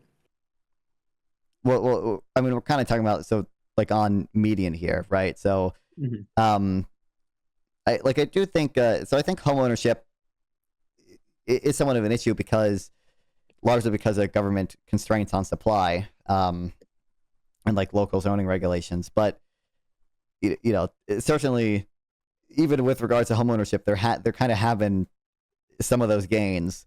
I don't think we should discount the fact that homes are bigger now. Meanwhile, households have gotten smaller, so there's more on average, right? Or the median, right, on the 50th percentile, which kind of accounts for the outliers we might see with Jeff Bezos and billionaires and stuff. This is a gain that has been seen. Okay. I guess it's something that I don't necessarily see in my day-to-day life, so it's something that doesn't seem apparent to me. Because it seems as if we have, like where I live currently, which would be in the DFW Metroplex, we have what appears to be a glut of supply, but nobody who can actually afford to buy them, except for what are the real estate investment companies? Those places. Yeah.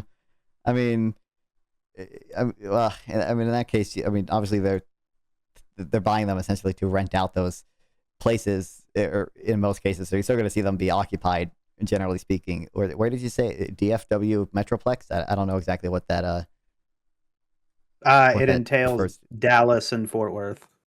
Oh, okay, sure. I don't know. I don't think it's I don't know if it is the case that we necessarily see that. I think you do see some amount of certainly like private equity investment in the housing sector in Dallas. Like I'm sure that is a thing, but like how like if I don't know what the vacancy rate would. I would imagine the vacancy rate is like decently high, which probably would mean it's better for tenants. But let's see. Vacancy rate appears to be 10.6, which what does that mean? I think that just means like at any given point in time, like 10.6% of homes are vacant. Which is like, so kind of obviously like we'd expect, like I think New York has like a 1.5% vacancy rate. Like generally if you kind of have more options for where you can live, because there's just more homes that are open, like you're going to see tenants have more power essentially when it comes to or they're going to have to pay lower prices because of a lower or higher vacancy rate. Like there just are more options for them. There's going to be more competition essentially. So I guess another issue that I have is the idea of how much cost of living, I guess, has outpaced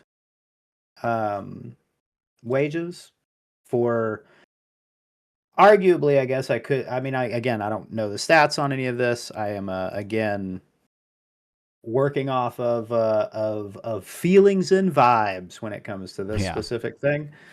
But the idea of the dollar not going as far as it could, and the fact of that wages don't seem to have kept up with that, also seems to be kind of by design, and that seems to be that feels like a problem for me. yeah, I mean, part of that is just going to be sort of a like empirical disagreement there. So I mean, I think the best evidence, sort of the best data shows that wages have or like incomes, total earnings has kept up with inflation. If not outpaced it. Like I was mentioning just real incomes earlier. That is something that you just have seen the median sort of real income go up. Even if you disaggregate it by quintile, if you look at the bottom 20% of Americans, like their real incomes, you know, tend to keep up with inflation. It tend to be growing over time. And part of that is, I mean, you mentioned wages. Like, as part of the issue with sort of analysis is that you find that don't show that is that they are only looking at wages when sort of a lot of compensation has shifted from wages to non-wage benefits, things like employer provided health insurance, things like employer provided 401k contributions. And for the bottom, 20% of people, that is a lot of their income is not market income, but rather government transfers, right? It's money from the government. So if you only look at just market wages, sometimes you do see that effect. But if you simply include the non-wage benefits that people receive, that's still a type of income. If you include the government transfers that they receive, that's still a type of income.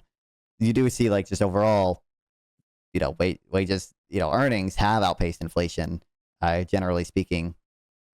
And And about like I the said, turn in the market from moving away from providing those benefits by turning full-time jobs into part-time jobs? so I think um, first of all, I don't think that effect is like that big necessarily yet. Like I don't know like kind of what percent of workers are gig workers or whatever. But I mean, I think that like you're still going to see, generally speaking, gains from that, right? Like obviously, I think there's a like there's a way to referring to this. I think it's good. It's called like the Happy Meal fallacy. I think it's an article by Tyler Cohen. But basically, like obviously, we kind of have this intuitive sense that like we would all be better off if instead of these gig jobs, we had these jobs with full benefits attached to them and everything. And we're you're getting around having to pay these benefits by having these gig workers or whatever. Um, like there are obviously firms who find it worth it to pay only essentially only pay for the gig work, right? Only have these like contracted workers, and there are individual workers who find that beneficial for whatever reason because they kind of have they like the flexibility of the work schedule or whatever. And like maybe this is one of the only jobs they can find essentially. I think if it'd be similar to if we kind of mandated essentially every Happy Meal, like you couldn't just buy a burger at McDonald's. Every Happy Meal had to be a full meal. Every burger had to come with a side of fries and a drink or whatever.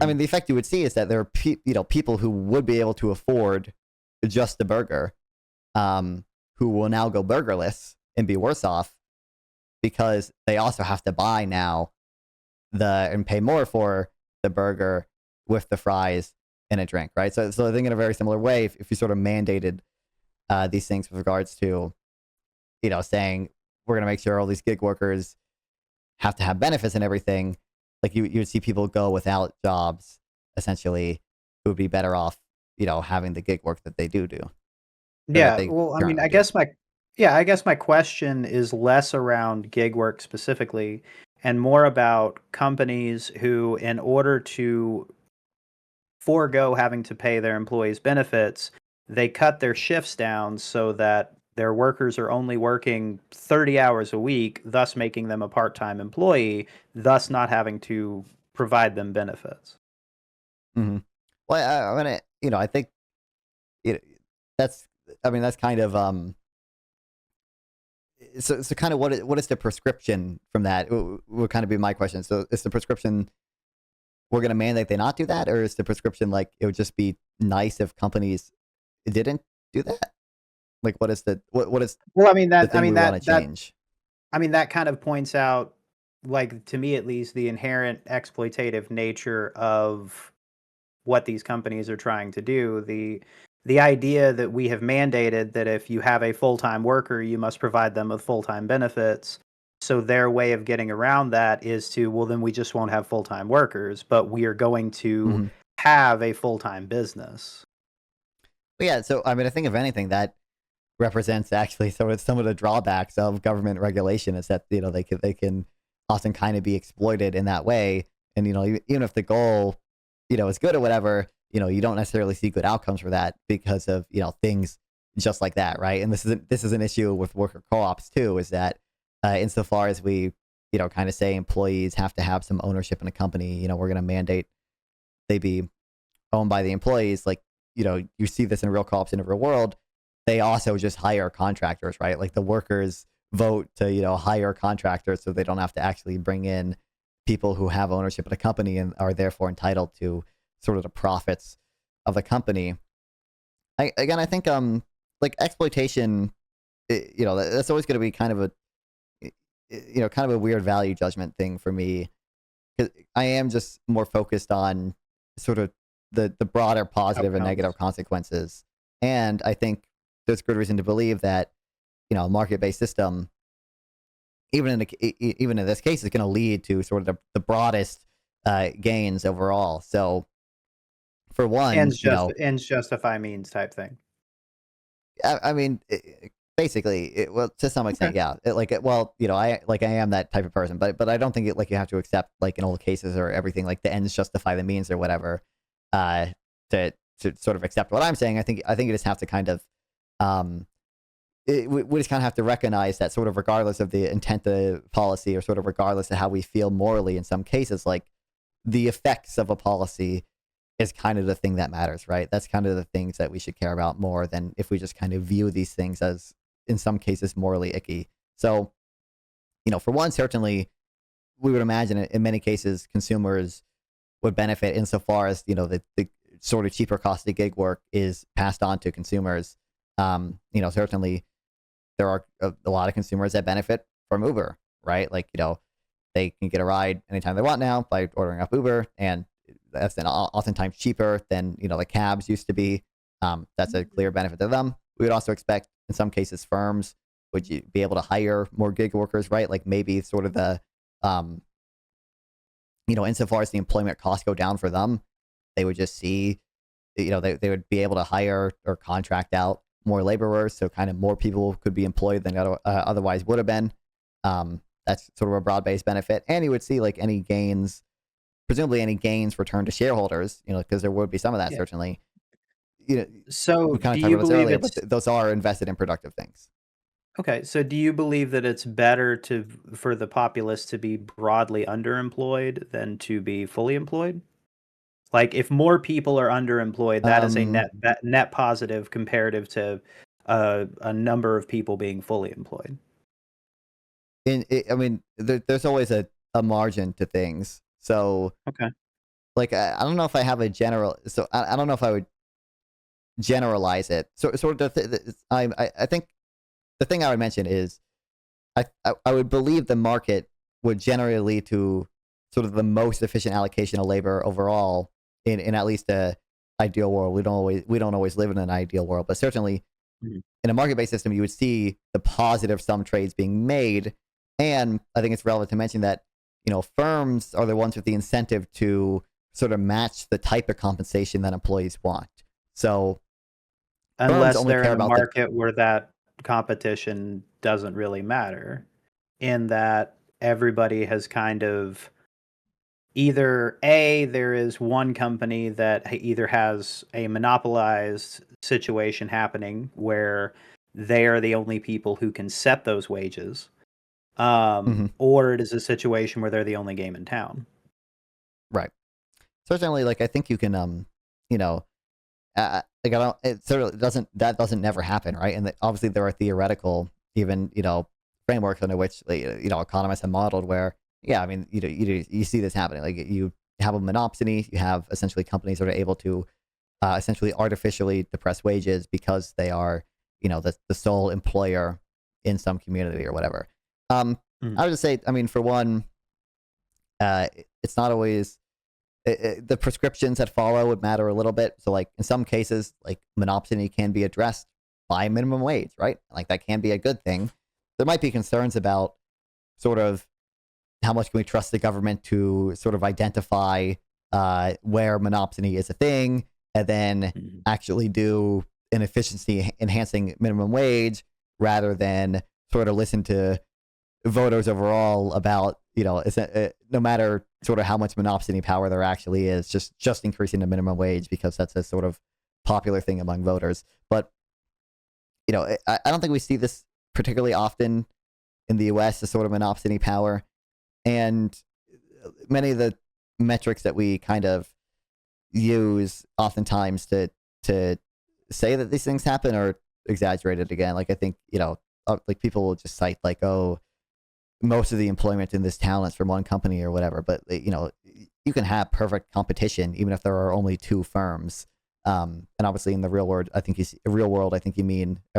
see more than two firms as viable employment options for most people. Like, yeah. Okay. All right. I'm mostly just wanting to get your kind of baseline on that. I do want to. We have been talking for basically 2 hours at this point. A little over 2 hours. On my end, that's when I started recording at least. So I do want to be respectful of your time. I know I have to get up early tomorrow. Yeah. So if we could just like wrap up in about 10-15 minutes or so, I'm good with that. Yeah. Okay. No worries. There is one final thing. Okay. I must tell you about. Okay. Hit me with it. See this shrimp costume behind me. All right. I do, in fact. Have you ever heard of the glory of the Shrimp Welfare Project?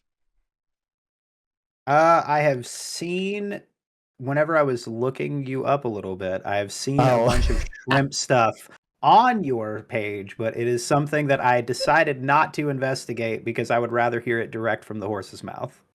Let's go. I'm glad I'm building that reputation. Let's go. Yeah. So, Shrimp Welfare Project, okay? Essentially, the way most shrimp or farm shrimp are killed right now, typically they're left out in what's called an ice slurry. They're essentially buried alive in ice. Farmers will like put down a layer of ice, put down a layer of shrimp, put down another layer of ice on top of them, and the shrimp will essentially freeze and suffocate to death. Sort of simultaneously. Depends what it differs what gets them first. Over the course of about 20 minutes, right? A very painful, stressful way for these poor shrimp to die. Exactly. Yeah. The Shrimp Welfare Project, does a number of things. The biggest thing they do is they provide electrical stunning machines to farmers to immediately and painlessly, essentially stun the shrimp before they undergo this process. So they don't experience any pain when they die. And they also have a number of interventions to improve the lives of shrimp. While they're still alive on farms, like farm shrimp do not live particularly good lives. It's like close to half of shrimp on farms like die before they're even like harvested. There's one practice called like eye stalk ablation, in which like live female shrimp will have their eyes ripped out or like cut off or crushed, which essentially artificially increases their fertility. And that's obviously stressful thing for that shrimp to go through, and it also tends to have negative effects on the offspring of that shrimp too. We see when you do this, the offspring essentially tend to have more disabilities and stuff like that. And they were, it's a Welfare Project that, works and things like that as well. And it's a very, very highly effective. Okay. So a single dollar donated to a Shrimp Welfare Project saves about 1,500 shrimp per year from experiencing this painful death for about 10 years. Okay. So that's every dollar is in expectation about 15,000 shrimp. I think potentially as much as, their estimates range a little bit. I think it's like 1,100 to 2,000 shrimp per year, right? So it could be potentially as much as 20,000 shrimp per year. But 1,500 sort of a safe estimate. 15,000 over the course of 10 years. Okay. And I know what you're thinking. Okay, what everyone in the audience is always thinking. Okay, they're thinking Nonfon. I don't give a fuck about shrimp. They're just little tiny creatures. Okay, do they even got brains? What's even going on up there? How do I know these bitches feel pain? Okay. There is decent evidence to suggest that shrimp are sentient. Okay. So we kind of broadly observe that they show behavior that's common for animals that experience pain. They show behavior similar to us when we're in pain. So they'll tend to their wounds and delay feeding when they have wounds, and they respond to painkillers. We see that when you give them painkillers, they don't tend to the wounds as often, and they won't delay eating and things like that. They'll make sort of individual trade-offs between accepting some amount of pain to get some amount of reward. And they even like showcase differences between shrimp in the sort of trade-offs that they are willing to make. And that's something we kind of broadly see in sentient creatures. So there's a number of other metrics or whatever, but there's a good report by an organization called Rethink Priorities, where they essentially try to quantify these things, and they try to quantify essentially how much animals can suffer relative to us and relative to each other. Obviously, very complicated thing to research. Okay, don't take this estimate as gospel. Okay, just take it as sort of a broad ballpark thing. They say that so the median estimate is shrimp suffer about 3.1% as intensely as humans, and just the mean estimate is actually 19%, but taking a more conservative 3.1%, just taking that at face value, that means a single dollar donated to the Shrimp Welfare Project is equivalent to about 46 humans being anesthetized before they experience a slow and painful death, buried alive in ice. Okay, so it's a very highly effective charity at reducing suffering. I mean, it sounds like a really good one for sure. I've been kind of looking at them since you've been talking about them, and yeah, they definitely seem good. Let's go. Yeah, I shrimp pill basically everyone I have on. Okay, it's a must do for the Nonfon stream. Yeah, no, and I definitely appreciate you pointing it out to me, because like I've got a real passion a little bit for the sentience of creatures, and kind of especially sea life, especially.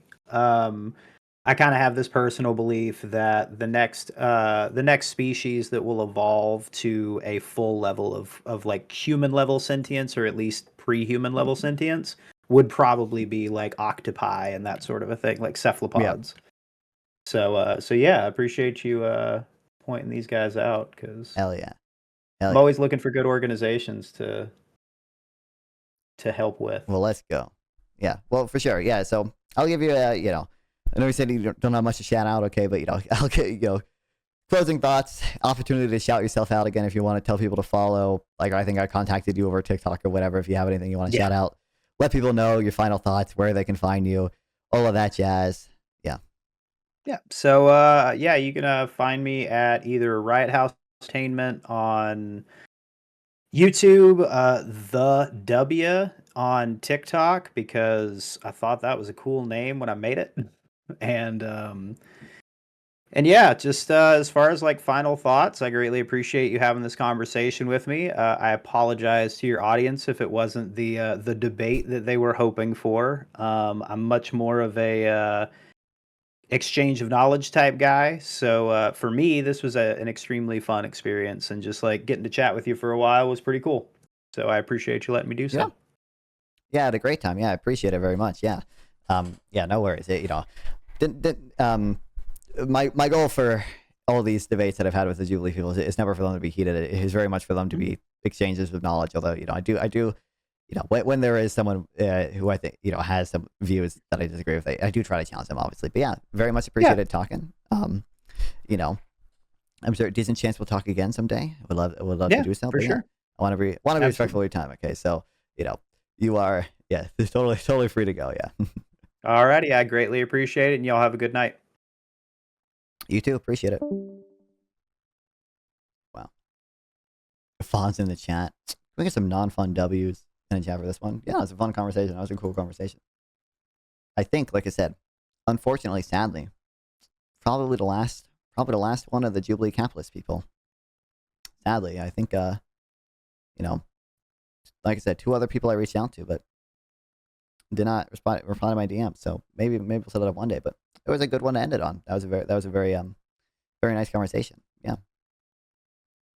I think there's got to be something I can do to make some of the points about unions more intuitive, though. I don't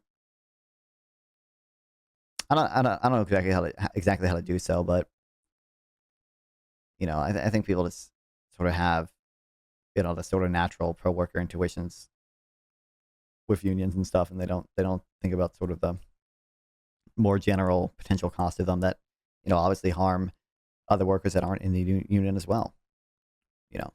But yeah. Also, there's Vermi. I feel like we've had this conversation before, and if you want to join VC, buddy, you can't. But Vermi, Twitch chat, okay. You saying like unions were such a big factor in the decline of child labor and stuff like that. I just don't think the evidence points me in that direction. I think the evidence points to the fact that economic growth sort of more broadly has contributed to the decline in child labor, and unions might have played a part, but I don't think they were the main factor. What's up? Yeah.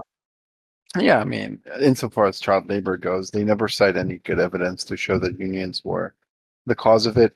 What they can show usually is that unions pushed for the bill banning child labor, which is true, Right. but child labor was already gone basically by that point. And that's because of, economic forces. It's not because of union.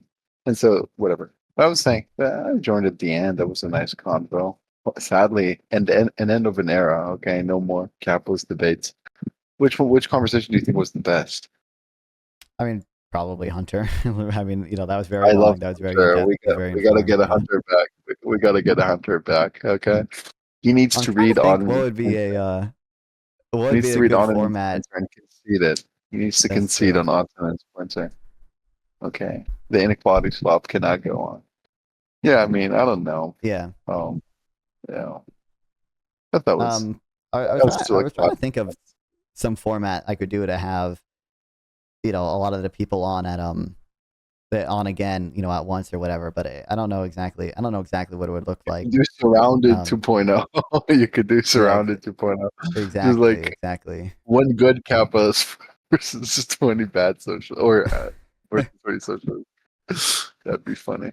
But I don't. Yeah, I don't know exactly how I would do it. But I'm trying to think of that. And I need to listen. I feel like I don't know if Mason just doesn't check his. Oops, I shouldn't be calling him out, but there are other people who I feel like I could have good conversations with, and I don't know if they just don't check DMs or if they're just not interested. Did you DM him on all platforms? I DM'd one of them on both Twitter and Discord. Right. I didn't check any of them, but there was another person I only DM'd on Instagram, but I don't think they have anything else I can DM them on. Yeah. Okay.